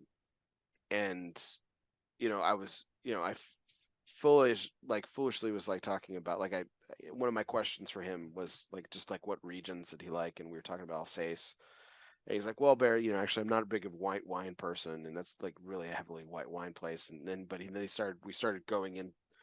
He's not really a big white wine guy, but then we started talking about white wine, and it's just like incredible, like whoa, what the fuck, like you just realize like just the depth of knowledge, and that's not even his job. Like, I mean, he dabbled in wine for a bit, but it was just like his knowledge of wine is like incredible. James Brown's another one too. So James Brown is actually some obnoxious level sommelier.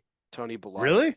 Yeah. I didn't know that. I knew Tony Brown. was. And Angela too. His wife. Both of them are. They're both sommeliers. Fuck, I know Bellotto is. Wow. But... Yeah, Tony Bellotto is too. Yeah.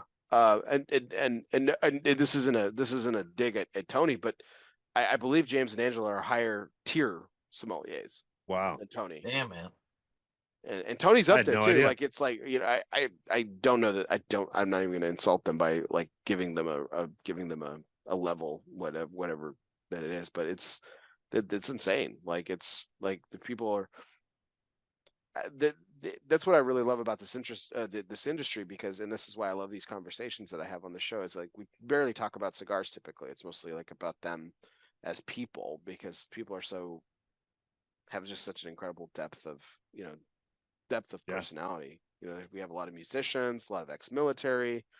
There's some themes that kind of run consistently through the industry. But even that, like, I love talking to Michael Herklotz, because he's got such an interesting background, and he was a musician, went to the Berklee College of Music. Yeah, man. Wow, I had no idea. Oh, Yeah. dude, we'll talk to him. He's wild. Yeah, he's insane. Nick Perdomo served in the Navy, so did Steve Sacco, so did Skip Martin. Manuel Casado is a Vietnam veteran. Wow. Yeah. It's just incredible. Just incredible. Just the level of depth that people have in this industry. It's crazy. And I guess you could say that about anybody, like any Joe Schmo off the street has depth of everything, but people are just interesting, right? Yeah. Absolutely. This is why we smoke cigars. Wait, I heard a cork pop. What are we drinking now? Well, so I finished off that rare Florida pink. Cagna. So I'm breaking back out the Florida Cagna 12 to go with my H99 Toro. Oh boy. Nice. Okay, so let's we'll talk about pairings here in a second. So on that note, let's talk about the original pairings. So you Tripp, you were smoking. Remind us what you were smoking, but you were drinking you were drinking a blonde beer. So yes, so I was smoking the Fuente Rare Pink signature, which is kind of the Hemingway signature size, the 6-ish by 46, and smoking it with a Gateway Blonde from Fort Myers Brewing Company. I thought that worked really well. The kind of citrusy kind of flavors in the beer, I thought worked really well with the there's like a very light citrus note in that cigar, and a lot of kind of cedary floral flavors to me, which worked really well together. Nice. Dennis, are you still on your first pairing, or have you moved on? So I'm first spirit pairing, second cigar. What am I smoking now? Actually, that's a good question. I'm Underground Sun Grown. I've got the Grand Toro. Okay. Not easy to find these days. No, this new shop that opened up in town had a whole box of them. That's a tell because those cigars have not been made in like 2 years. Which one? The Undercrown Sun Grown. Sun Grown Undercrown. Yeah. I love that cigar. When they freaking discontinued it, I was so oh god, Heartbroken. I was I was devastated. surprised. I was very surprised to see it, especially the new shop, very small kind of. And again, where I live, cigars are not really a thing. Like they are a thing, but you order them and you hang out at home. You go to your friend's house, smoke there. There's no real place to sit down, not nearby. I can go 45 minutes in any direction and hit a shop or a lounge. It's a little bit different. That's cool. The so how did the first pairing go for you? I thought it was good. So I had the Alma, the Del Fuego. Mm-hmm. It was nice. I liked it, man. It's been a while. I think I haven't smoked that cigar in 6 months or so, at least. So I had a Plasencia cigar as well. I'm still smoking, in fact, the Alma da Campo. And the reason I picked all these 4 cigars for a specific reason to talk about. The Alma da Campo is I thoroughly enjoy. I think it's probably the most underrated cigar that they make. You know, a lot of people will pick some of the other cigars. The Alma de Fuego is something I really enjoy. The Alma, you know, the Fuerte is really good too. Fuerte is nice. But this is absolutely sensational. And I really thought the spiciness on the nose worked really well with the tequila. The tequila was really, really very sweet on the palate. Very smooth with it being cold, pulled out of the freezer. It does have, you know, while it's a Cristalino, it's a Reposado, but it is a Cristalino. It does have that silver bite, but at that smoothness of the Reposado. So it's a very confusing experience if you know for tequila drinkers. But it works really well with the cigar, so I really enjoyed it. Nice. But Tripp, you've moved on. You're smoking an H99 now and drinking the Florida Cana. Yes. And then what are you doing now, Tripp? Or Dennis, what are you doing now? So I'm still on the red breast with the sun grown. Nice. I feel like that would be a good pairing. I feel like those would work well. It works. Yeah, it works really well.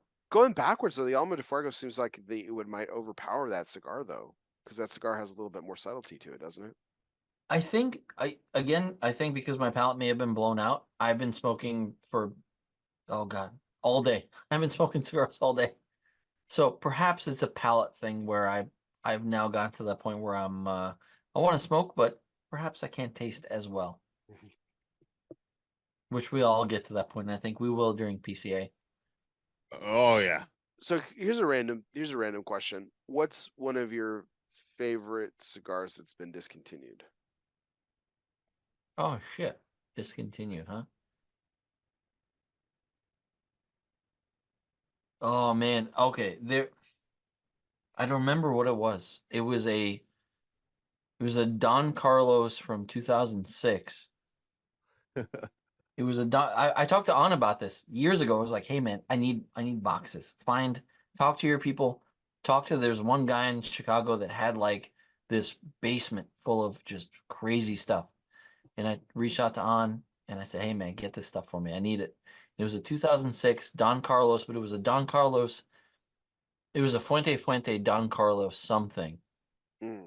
And again, you know, my gripe with Fuente, and it's just a personal thing, but like, for fuck's sake, all the bands look the same. There's no way to tell what's what unless really you know. hard. Yeah. Drives me nuts. But we nailed it down. We realized that it was no longer produced. So never going to happen again, unfortunately. Nice. Tripp, what about you?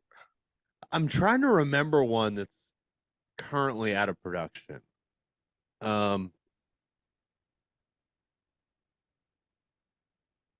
What about a cigar where the blend changed?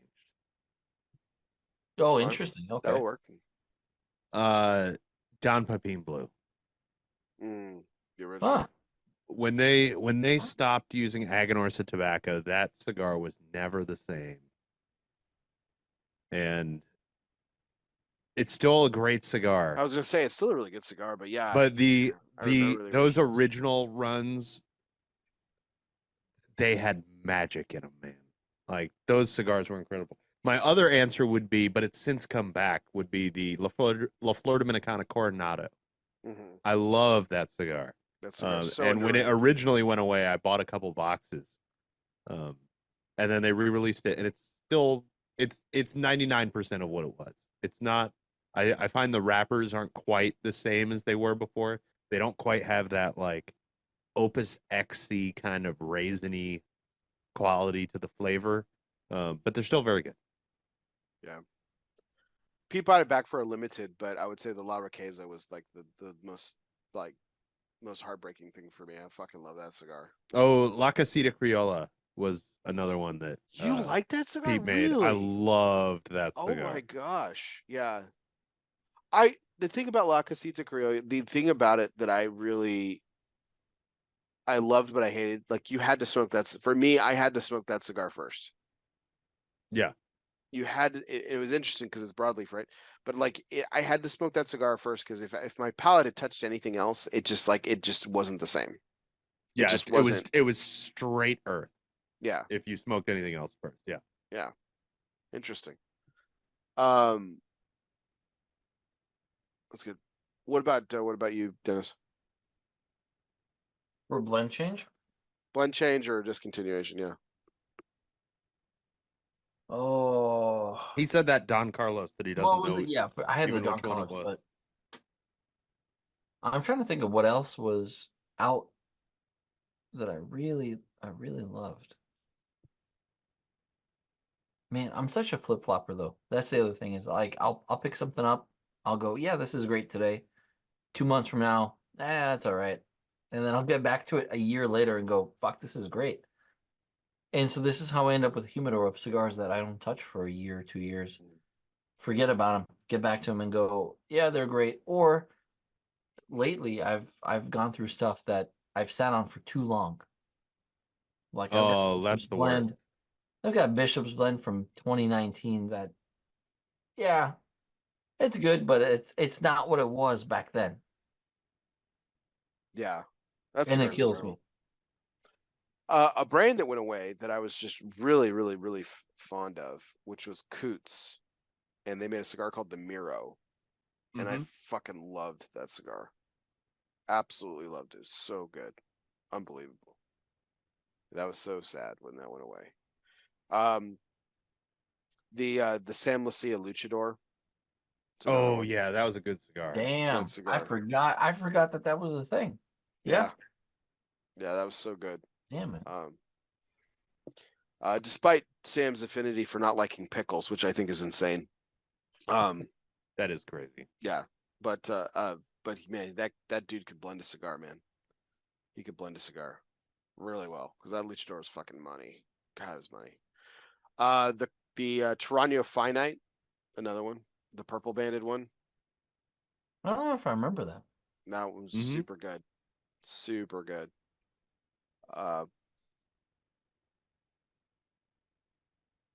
Oh, I got another good one. Uh, the the entire line. I think there were 8 different blends in the line of Cigar King exclusives that Don Pepin made back in the day. Oh shit! Oh my God, those Oh, I cigars were remember those. incredible. Oh They were yeah.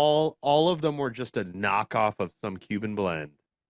One of them was a PSD4, one of them was a Romeo Churchill. There was a Punch, there was a Partagas.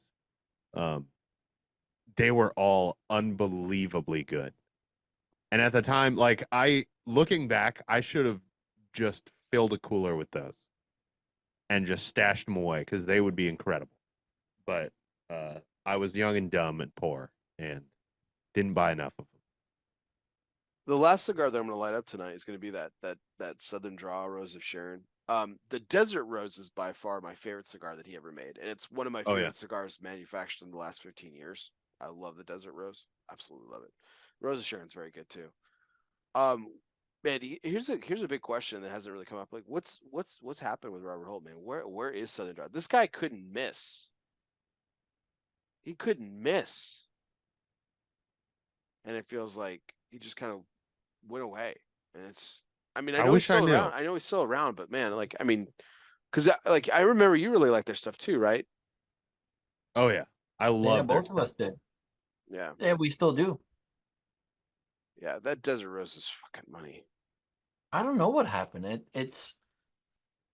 It's confusing, but again, because I've been so far removed from a lot of things, I assumed that I missed, some news thing, or Right. I'm The not sure. the Jacob's Ladder, the Brimstone, those were fucking good. Brimstone was cool. I still have a couple of those from the original release in my The humidor. Firethorn, still very good. Good stuff. I Rose mean, of Sharon was my jam. Like that was always my thing. I loved it. yeah, that's fantastic The cigar. 300 Hands Connecticut was very good. 300 Hands Sabana was awful. Did not enjoy that cigar. Did not like the Manzanilla. Agreed. The Ludstrom was the original Ludstrom to celebrate the company's anniversary was incredibly good.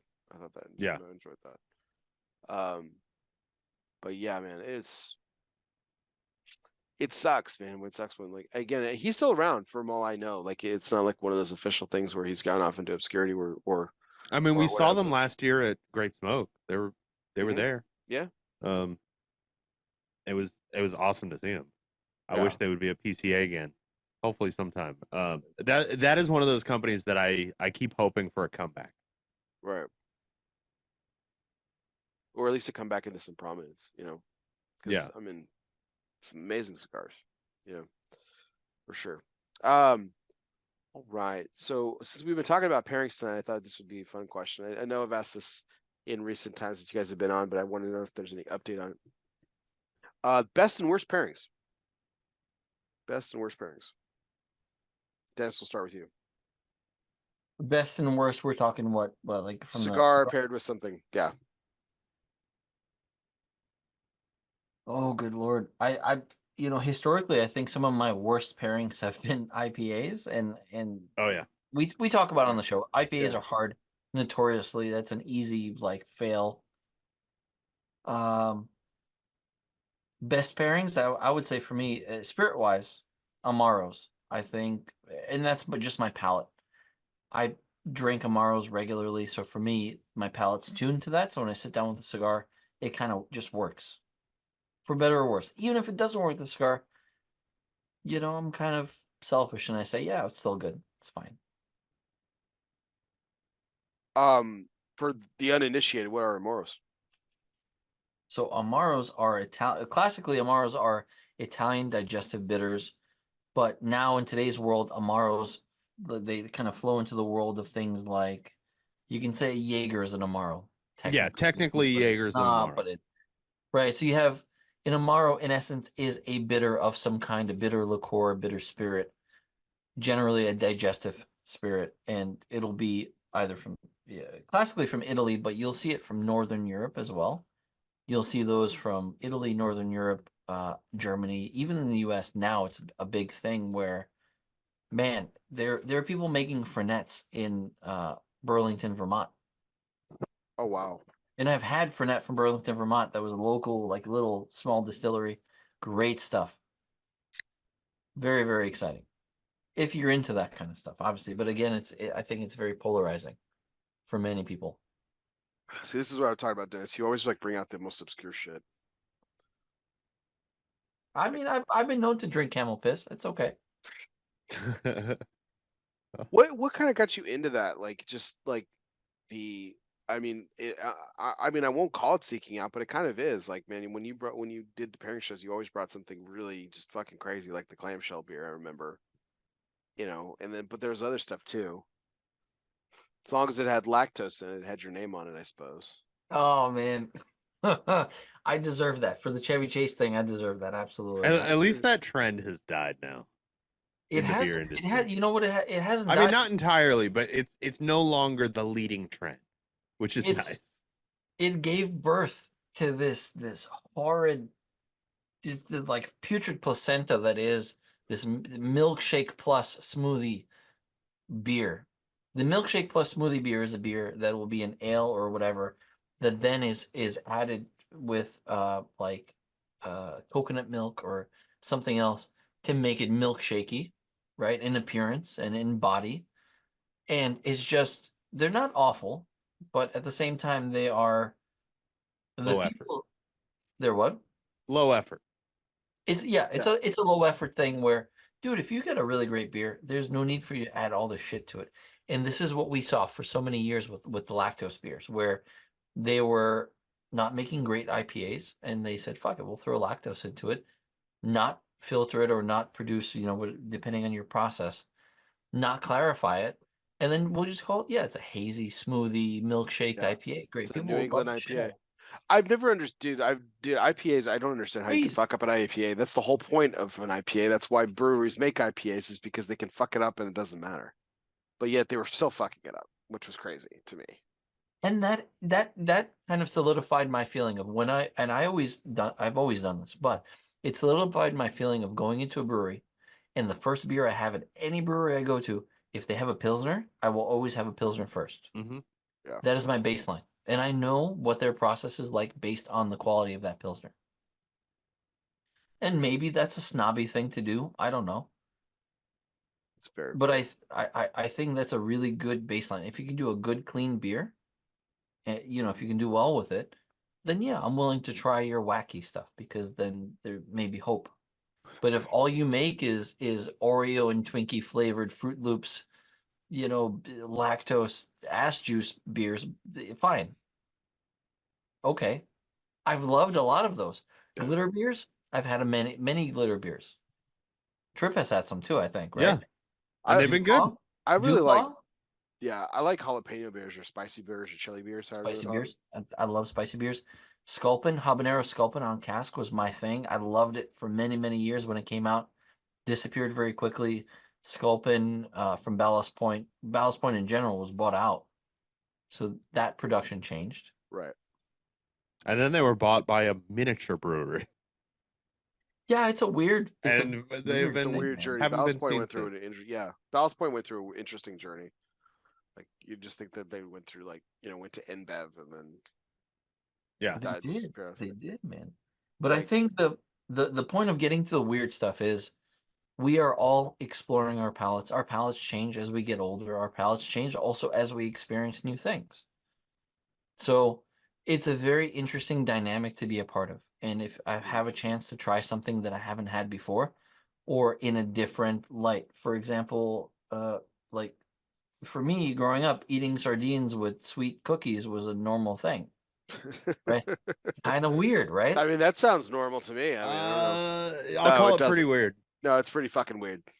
Yeah, it's pretty fucking Like weird. a sugar cookie with a sardine, but at the same time, like a smoked sardine, not a regular sardine, but a smoked sardine. We're talking about like smoked bristling, slightly different than your other sardines, which you may not know this about me, but I'm very much into the tinned fish game. So hot right now. It's so hot. It's so hot. But it's great because, hey, weird things that you never thought would be possible. Peanut butter and pickles. Some people love it. Some people Yeah. I'm don't. down with that. I get Right? all of that shit. Yeah. But the point is exploring your palate. Same thing with cigars. Try different shit. Try stuff that you think you're gonna hate. In a size you're gonna hate. We had that. What was it, Trip? We had a 60, I think, right? We smoked The Bullish Boulevard from Bullish West Boulevard, yeah. Tampa. We were both shocked by how good that cigar was. fantastic. It was fantastic. we And both I don't hate go for that 60s. size. You got to step outside of that comfort zone to learn a little bit and develop your palate to understand what you like better. That's Coop's mantra, man. Try it in the 60. Oh, I know. Yeah. He commented earlier when I He's not brought wrong, up man. He's not. the new flathead, the resonator, Oh yeah, and said it's a great size. The my hot take is the Avo Synchro Nicaraguan, the maroon banded one. yeah. Fucking hate that blend. That's my hot take. Fucking Really? It's just, oh god, dude, it's like a meaty Yeah. mess. I've never met a single person, well, outside of cigar media, that actually liked that cigar. Didn't like it, man. It was like a meaty mess. It was like chop suey. but not good chop suey, just bad. But Coop's like, hey, try it in the 60. I'm like, God damn it. Did So you like it in the 60? I did. It fucking worked. One of the ones they tricked me on to, like they did it in limited quantities, but I thought it was stellar. Was the Davidoff Escurio, their Brazilian cigar. Yeah. In the really? 60 was fucking many too. Yeah. Okay. Yeah. And one of the best cigars that I've had in the last 15 years, this will really blow your fucking mind, was the Asylum 7, his 7th anniversary cigar in the 70 gauge. Yeah. Was Okay. one of the best fucking cigars I've smoked in the last 15 years. God damn. Asylum, like I think maybe it's just that they're the only ones blending to that size. Like we know most companies blend to a Toro. There are some guys who like to blend to something more like a Corona or a Robusto. I think Asylum's the only company blending to the 60 plus. Yeah. Like they're blending cigars for that size. They're not adapting a blend to that size. And it shows in the cigar. Mm-hmm. So we had a question from the chat, guys. Just going back to Let's Get Pairing. Is there any plans for any non-alcoholic shows on a regular basis? Oh, maybe hell once a yeah. quarter, something like that. I was gonna bring up this. Hell question. yeah. Yes, definitely. Dennis, you want to take it away? Yeah, you go for it, man. We talked right. about this. There's a lot going on. So we're working on the logistics right now because Dennis needs to get the product in hand. But we will have at some point, again, probably after PCA, because before PCA is crazy right now. Crazy to try to schedule something for in the next 3 weeks. But we are planning on a Coop show, a show with Coop as our special guest to try a Bina cigar pairing soda. This is soda. It comes from a guy who he basically turned his kitchen into a science lab and started messing around with extracting flavors from all sorts of essential oils and stuff and mixing them with soda and soda water and making his own sodas. So he now has a line of sodas specifically blended by him to pair with cigars. I tried one last week and I was kind of blown away by how good it was. It was Nice. kind of like an orange soda with, what did it have in it? Saffron and Saffron, yeah, Oh, man. shit. patchouli. Oh wow. And it was really like it reminded me of an orange soda balanced out with enough club soda that it really cuts that sweetness. We're on the topic of worst pairings, and to me, one of the worst pairings is soda because it's just so cloyingly sweet to my palate. And definitely. I have a really hard time pairing soda with a cigar. But this soda is just dialed back the sweetness by like 15-20%, and I'm really excited to try the other flavors. So we're going to do that with Coop at some point in the next couple of months. I don't drink soda anymore, but I remember pairing Coca-Cola was always nice with cigars. Yeah, Coca-Cola works pretty well because Coca-Cola really has that it tastes The acidity. not just that, but it has like that complexity underneath where it's Coca-Cola isn't just one flavor. It's like 50 flavors layered on top of each other. Yeah. Mm-hmm. That makes it work for a cigar, even with that really intense sweetness. But like ginger ale can kind of work with a cigar, but orange soda, as much as I love orange soda, doesn't work with cigars. Dr. Pepper can work with cigars. Sprite doesn't work.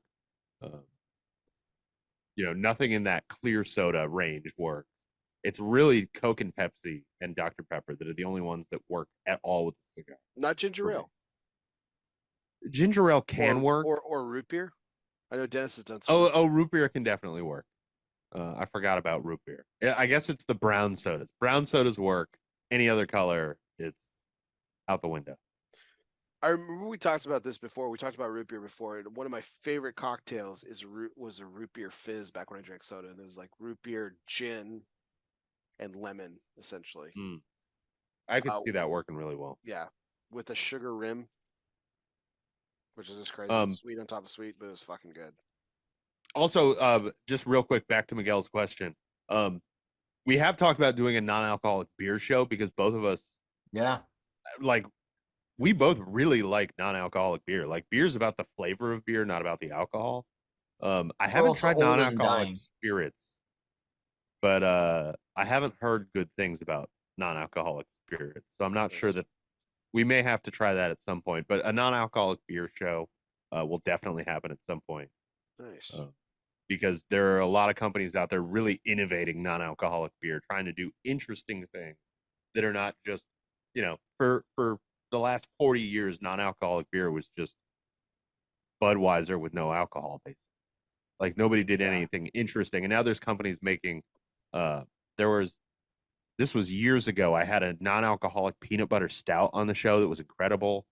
There's a lot of really interesting non-alcoholic options out there. Yeah. I mean, yeah. Way to not call out O'Doul's while calling out O'Doul's. Yeah, exactly. Yeah. St. Athletic. Pauli girl, non-alcoholic.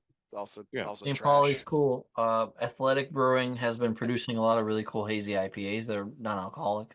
I mean, they just do. Very nice. Athletic just does really interesting stuff all across the board. Yeah. And it has the added advantage that, like, unlike normal beer, you can order non-alcoholic beer online wherever you are and get it delivered to your house because there's no alcohol in it, so it's not regulated. Or you can just buy your Underberg on Amazon because it's just bitters. Yeah, exactly. Like I do. Well, guys, it's so great to have you back. I'm so stoked to see you guys in a couple of weeks. I'm really excited to see where Let's Get Pairing goes. So it'll be really exciting. So, got a few questions to wrap up our evening. If you can believe it, we're already here.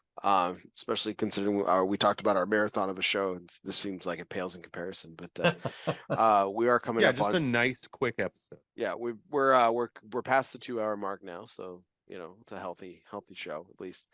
But this will always bring up our next. We've been talking about pairings, talking about good tasting things, so I'm interested to hear this, especially from Dennis. This is our Everybody Eats segment, sponsored by Postania Cigars. If you always make sure that your serving style is bigger than your appetite, everybody will always get theirs. Postania Cigars is more than just great cigars made by cool people. They embody an attitude of gratitude and grit. With Postania, everybody eats.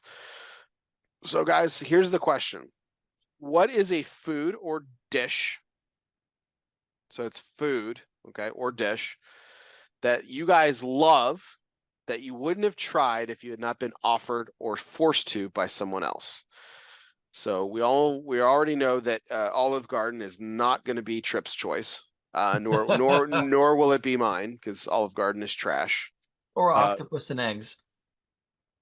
Yeah, no egg, you know no me eggs, well. no eggs for Tripp. Yes, no octopus either. This is a new one I didn't know about. Octopus. It's there's like a category of stuff that I will begrudgingly eat because it's delicious, but it is so gross to me. One of my phobias that like makes my skin crawl is like cephalopods and slugs and worms and stuff like that. I'll eat all of them under the right circumstances, but I would prefer not to. So like those Japanese, what do they call it? Takoyaki? Takoyaki, baby, is the best. Like I've eaten it and it's like incredible. I love it. It's the crab rangoon of Japan. But I have to close my eyes in order to eat it because seeing those little tentacles stick out is too much for me. They shouldn't be sticking out, I think. I don't know. I've only had it a couple times but it's incredible. Interesting. But yeah, that's one of my other phobias. But actually, I'm trying to think if this should be my answer or not, but I'll tell the story anyway. I spent one very long night at Puro Sabor one year. I've told this story on the air before. I went to Skip Martin's house. We were at the kind of final gala thing, and I was hanging out with Skip and Arlen, and they said, "Hey, why don't you come back and hang out at the house?" And Skip and I sat there and smoked cigars and watched movies. We watched most of Hacksaw Ridge, and we watched a couple other things. I can't even remember what we were watching. I was mostly talking and just absorbing information from him. But Arlen and some of the other people in the house were making food the whole time. And they made a bacon with a like lightly fried, I don't even know what to call it, like a lightly fried egg. And Egg, they huh? put it down in front of me. And I was like, Skip, I fucking hate eggs. And he's like, take one bite and then we can send it back and somebody else will eat it. And I was like, God damn it, Skip. Okay, I'll take one bite. And I took a bite. And it was like, it was everything that I hate about eggs. It had the like rubbery white with a real runny yolk over bacon on toast. And I was like, this is the best egg I've ever had. This is the first egg I've ever had that doesn't taste like somebody farted on it right as they put it on my plate. I can fix that for you. I make you a nice French egg. I love eggs. I Love them. I hate that like I think it has to do with when I was a kid, I went to Hawaii and I had like an allergic reaction to the sulfur coming out of the volcano that we went to visit. And Yeah. even a small whiff of sulfur is horrific to me. So I think that's where like my hate for eggs partially comes from, in addition to the texture reminding me of all those things that make my skin crawl. But this one, I ate this entire sandwich, dude, and That's with awesome. the egg and everything, and it was I've never eaten an egg sandwich since. I probably never will again because it can't get better. Yeah, there's no way. because it can't get better. And I told Skip like I hate eggs and this is great, and Skip said it's because they're farm fresh Nicaraguan eggs. I was like, all right, well if I'm ever near farm fresh Nicaraguan eggs again, maybe, but otherwise I'm out. All right. Well, everyone's excited about this answer because here we go. All right, Dennis, hit us, man. Hit us. What you got? I'm gonna disappoint everybody because it's I don't have one. There has not been anything that I was surprised by going into it thinking this is going to be awful and I enjoyed. If I went into it and tried it for the first time and thought it was going to be awful, it was awful. Like I can tell you, I've had Haukirk, which is Icelandic fermented Greenland shark. Yeah, we Oh. talked about this. Yeah, we've talked Horrid. about this. I've had surströmming, which is fermented herring, fermented in a barrel for like a year. Awful. I've had shit, man. I've had turkey testicles. Not great. Turkeys have testicles, believe it or not, and they're as awful as you think they are. They're grainy. There's some bite to it. But all the other stuff that I've had that I really love, I enjoy it, man. I have like even like I'm trying to think of like fermented soybeans. Yeah, A lot of that's Japanese what you people. that's what you eat for breakfast, right? I remember you doing that, right? With eggs. Yeah, fermented soybean I do. But like I take fermented soybean and I throw some quail eggs, like raw quail eggs over the top with rice. That's a normal thing for me that I enjoy, and a lot of people go, fuck, that's awful. And even Japanese people go, that's awful. We don't eat this. Very like that's like you're from the country. You're like a, lower education country folk person eating this shit. And I like it. And again, fermented foods in general, big fan. I've had, fermented Love horse milk, love camel pickled milk. herring. Love Pickled herring is great. I grew up with that. Herring under a fur coat. If you Google it, it looks fucking disgusting. I love it. I grew up with it. That's a normal thing. It's Herring beets. under a fur coat. Google What it. the fuck is that? Google herring under a fur coat. Dude, I'm It's terrified to layered. Google things you tell me to. It is a layered thing. It's like it's pickled herring. There's some eggs. There's some potatoes sometimes, depending on which country you're from. There's like preserved beets that go on there, and it's a layered thing. It's the cake of just fishy, eggy funk. And I'm Here's a really That does recipe. look real weird. Here's a Food and Wine magazine did a recipe once. So here's the ingredient list: 2 beets, 2 potatoes, 2 carrots, 2 hard-boiled eggs. So trips out. 1 cup of finely chopped pickled herring, minced onion, oil, chopped dill plus sprigs and garnish, and mayonnaise and salt. Oh, and that's from Kachko, which is a Russian restaurant in Portland. Interesting. Well, see, I there you found go. the same one. It was the first So result. it's not awful. I'm thinking of all the foods that I've had, especially the foods that I've grown up with, that I know that I hated as a child. There are many of them. Herring under a fur coat is one of those. I didn't like it as a kid. I didn't like aspic in the U.S. The Americans know it as aspic. My joke is that it's meat jello. Yeah, I love meat jello. It's I'm not a fantastic. fan. So it's like head cheese or worse? Well, so It's like head cheese without the chunks. Oh, let's discuss it. it's if you make a soup, but like a bone broth, if you take a bone broth and you cook it all the way down, collagen breaks out, you take all the bones out and stuff, right? You clarify it or you sieve it through whatever your process is, depending again which part of the Soviet Union you're from or Eastern Europe. You end up with this thing that solidifies when you cool it, right? It's all the gelatin from the bones.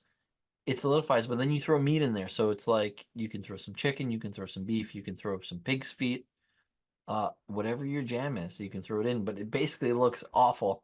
Oh, I've always seen aspic as being just clear. Yeah, But man. yeah, I guess if you're throwing chunks in, it's pretty similar to head cheese. Yeah. It's similar to head cheese. Big fan of terrine. I haven't had eyeballs, so I can't tell you what eyeballs are like, but I've had a lot of That's different. the one meat that I stay away from is the eyeballs. I don't think I could do the lens. I think seeing it is hard. But I mean, I've been there for it. I'm fine with that. I just Yeah. couldn't Aaron, eat it. this is a hard question, man. Well, you're throwing some doozies for sure. That's good. Dennis and I are both very adventurous eaters. Salted, I don't know. Okay, salted licorice. Norwegian salted licorice. I hated it the first time I tried it because it was like licking a battery covered in cat piss. But I love it now. And guess what? I'm gonna have a couple boxes with me when I travel to PCA. So you Oh, fucks here we can go. get Here we to go. try it. Maybe just bring one box. Maybe one box. No, the rest of the boxes are for me. Oh, okay. I'll try it. Yeah, I'll try it. I'm an adventurous eater too. Yeah, like I always say, I'll try anything once. Yeah. I can get some surstrumming if you guys want to hit down Media House Surstrumming Challenge. It is like gasoline mixed with septic tank. Yeah. That sounds rough. Not sure the rest of the team would appreciate that smell. Yeah, that would be the main problem. Would be Yeah. everybody else in the media house. Well, you have to open it underwater. And there's a pool. So that Oh, really? yeah. So in Sweden, there's an ordinance rule where you can't open it within, I think it's like 30 meters of a building. Of a resident. He talked about this on one of our last shows. I remember this Yeah. shit. Oh God. And the best way, because it squirts when you open it, the can squirts because all the pressure that builds up. Yeah. You have to open it underwater. Oh, that's horrific. It That's the takes worst part is that you takes have to open it days. underwater. It takes days. If you get it on your skin, it takes days to get the smell off. Oh, that's delightful. Yeah, it sounds rough. Yeah. All right. Well, that was our Everybody Eats segment sponsored by Pastania Cigars. If you always make sure that your serving style is bigger than your appetite, everybody will always get theirs. Pastania Cigars is more than just great cigars made by cool people. They embody an attitude of gratitude and grit. With Pastania, everybody eats. Now, guys, you guys have been, it has been a long time since you have been on, but, or at least in tandem. Tripp was on a few weeks ago with me, but so he's familiar with this segment. Des, I believe this was around last time you were here, but we'll go with it anyway. Sure. So this is our asylum moment. Refuge is more than just a physical place. It can be a state of mind. Some of life's greatest reflections can be found in our own personal asylum. Moments like these were made for asylum cigars. So light up an asylum and choose your refuge. So guys, the idea with this segment is to talk about a time that you look, again, cigars are so community based. We're doing it right now. We're sharing a cigar together, even if it's virtually, right? Going into a cigar lounge, going to events, going to parties, smoking cigars. It's very much a community-based thing. But every once in a while, we get to experience the art and the act of smoking alone. And we could be watching a movie, could be listening to music, could be just staring into the abyss. Doesn't matter. So think about the last time or a time that was memorable to you where you were smoking a cigar and pondering life's great challenges. What was or something of the other? So, what was that moment like? What was that moment about? And if you can remember, what cigar were you smoking, Dennis? I'm thinking about it. Oh man, so many times that I'm smoking a cigar, I'm like in the middle of work or running from Me one too. thing to the next.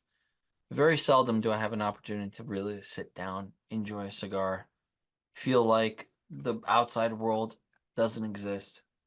And probably the last time that happened was with our good friend John McTavish in Cuba at the Hotel Nacional in Cuba, and I was violently ill.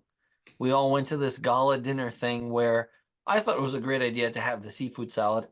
Well, as I found out, the way that they keep food in Cuba is not the same as the way they keep food in most places.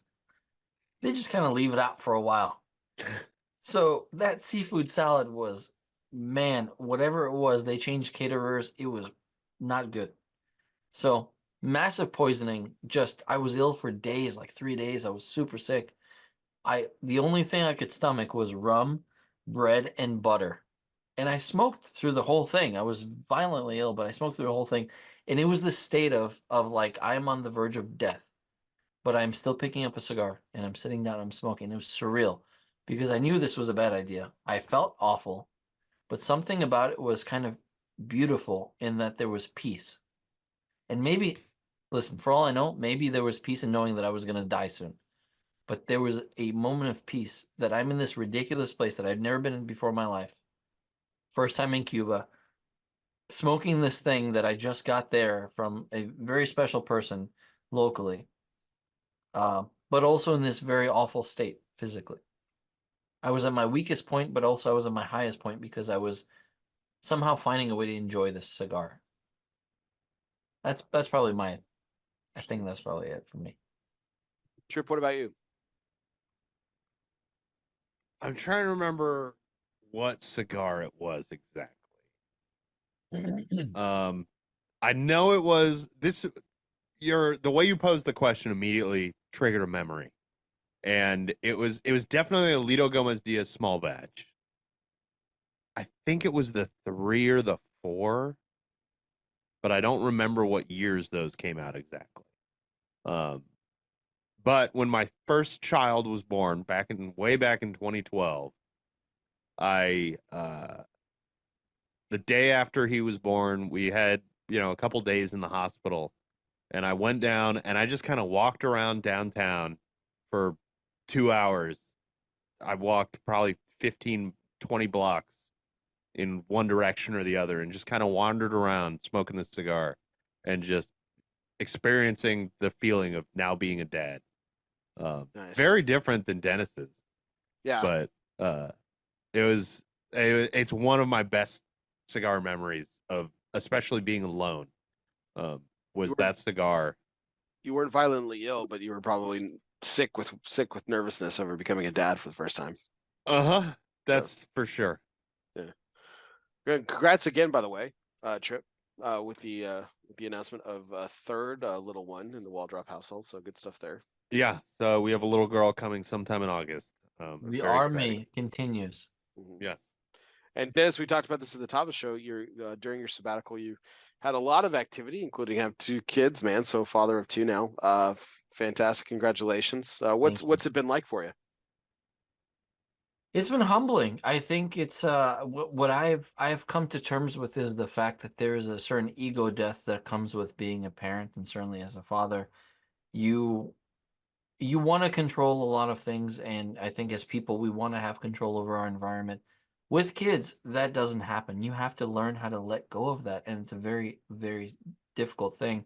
Certainly scary, because we're professionals. We're used to a certain pace. We're used to a certain control over our environment and our surroundings, the people that we interact with. Now you're interacting with people that don't know how to be people. They're figuring this out for the first time. Yeah. But now you have to put yourself aside to become sort of, not to get biblical on it, but like you are their shepherd in the sense. Yeah. That means that you no longer exist as you know it. You are now something else. Yeah. And maybe something bigger in some ways, right? But it's hard. It's really hard. So for me, my The biggest Dennis memory, you knew and the Dennis that everybody else knew right? no longer exists. Right. That was the struggle that I had. Was I gave it up, but when I gave it up, I felt like I was not, not that I was not myself, but something was different and I wasn't comfortable with it. And it was Mhm. hard. And it was a hard reality to even talk about with my friends that also have kids and say like, "Hey man, this is weird. I don't know what I'm doing. I'm doubting myself. I'm not feeling the same way." None of us know what we're doing, Dennis. It's okay. You're in good Dude, company. it is wild. But going through that journey now, our oldest is 2.5, and now I feel like, wow, the things I know today, where I've gotten today in my development as a parent is so different than where I was when I first became a parent. Yeah. Um, and that's cool. It's that retrospective that's really interesting and exciting. You guys went straight Irish twins, right? They're 9 months apart. Yeah, just about. That's crazy, man. That's insane. My kids are 4 years apart. 8 and 4. Mine are 2 years apart, and now 11 years apart. Yeah. That's insane. Well, I guess 9 years apart. Wow. Man. That's insane. Do you think you guys will have any more, Dennis? You think you're gonna I don't know. I'm not opposed to it. I think right now we're in a place where we're just kind of trying to settle in because again we moved, right. There's my layoff, COVID, my layoff, one layoff, second layoff, and we moved, new house, first kid, second kid. We're really just kind of figuring out our place and where we are and settling in a lot of different ways. I'd say you got another year or two before you feel like, okay, this is life now. Like it feels there's so many transitions in those first couple of years of Yeah. having kids. Yeah, exactly. Yeah, once they start daycare, preschool, or anything, man, then every weekend will be you'll be taking some of these exotic dishes that you've been talking to us about to birthday parties, because that's the next phase. Is those Hey, birthday I parties, can right? tell you this. I had a can of smoked oysters the other day that made me violently ill. And real life perspective, hey, I had to take care of the kids Yeah. and I couldn't do it, man. And I was dying. And it was like, man, this is a decision. When I make these choices to eat these things, right? I have to be considerate of my availability to my family. Yeah. I have to be there for my family to support in some way. And if I'm not available, it's almost a burden to them because now it's like, well, my wife has to take care of me or whatever. So I certainly more cognizant of my actions than I was even years ago, 2, 3 years ago. Awesome. All right. Well, that will lead us into our last segment and last question of the night, guys. So here it is. As always, our last segment is brought to you by Dunbarton Tobacco and Trust. It's our curveball segment. Yes. Tripp doesn't know what we're talking about because it's a sports metaphor, but we're going to go with it anyway. Fastballs or curveballs, it doesn't matter. Since the company's inception, Steve Saka has been knocking them out of the park. Count them up, boys. 9 consecutive years in the consensus top 3, including this year's top cigar in the consensus. Look it up. Congratulations to our good friend, Mr. Steve Saka. So, guys, we've been talking a lot about cigars. We've been talking a lot about spirits. And I think I may have asked this question years ago for y'all, but I want to see if things have changed, or maybe I didn't. I'm not sure if I ever asked it on here, but we'll go with it anyway here. If cigars are out, spirits and beer, alcohol is out. Where, if you had your choice of an industry to take on as a hobby and occupy it in the space of media, so that means writing about it, talking about it, reviewing it, some form of capacity, what would it be?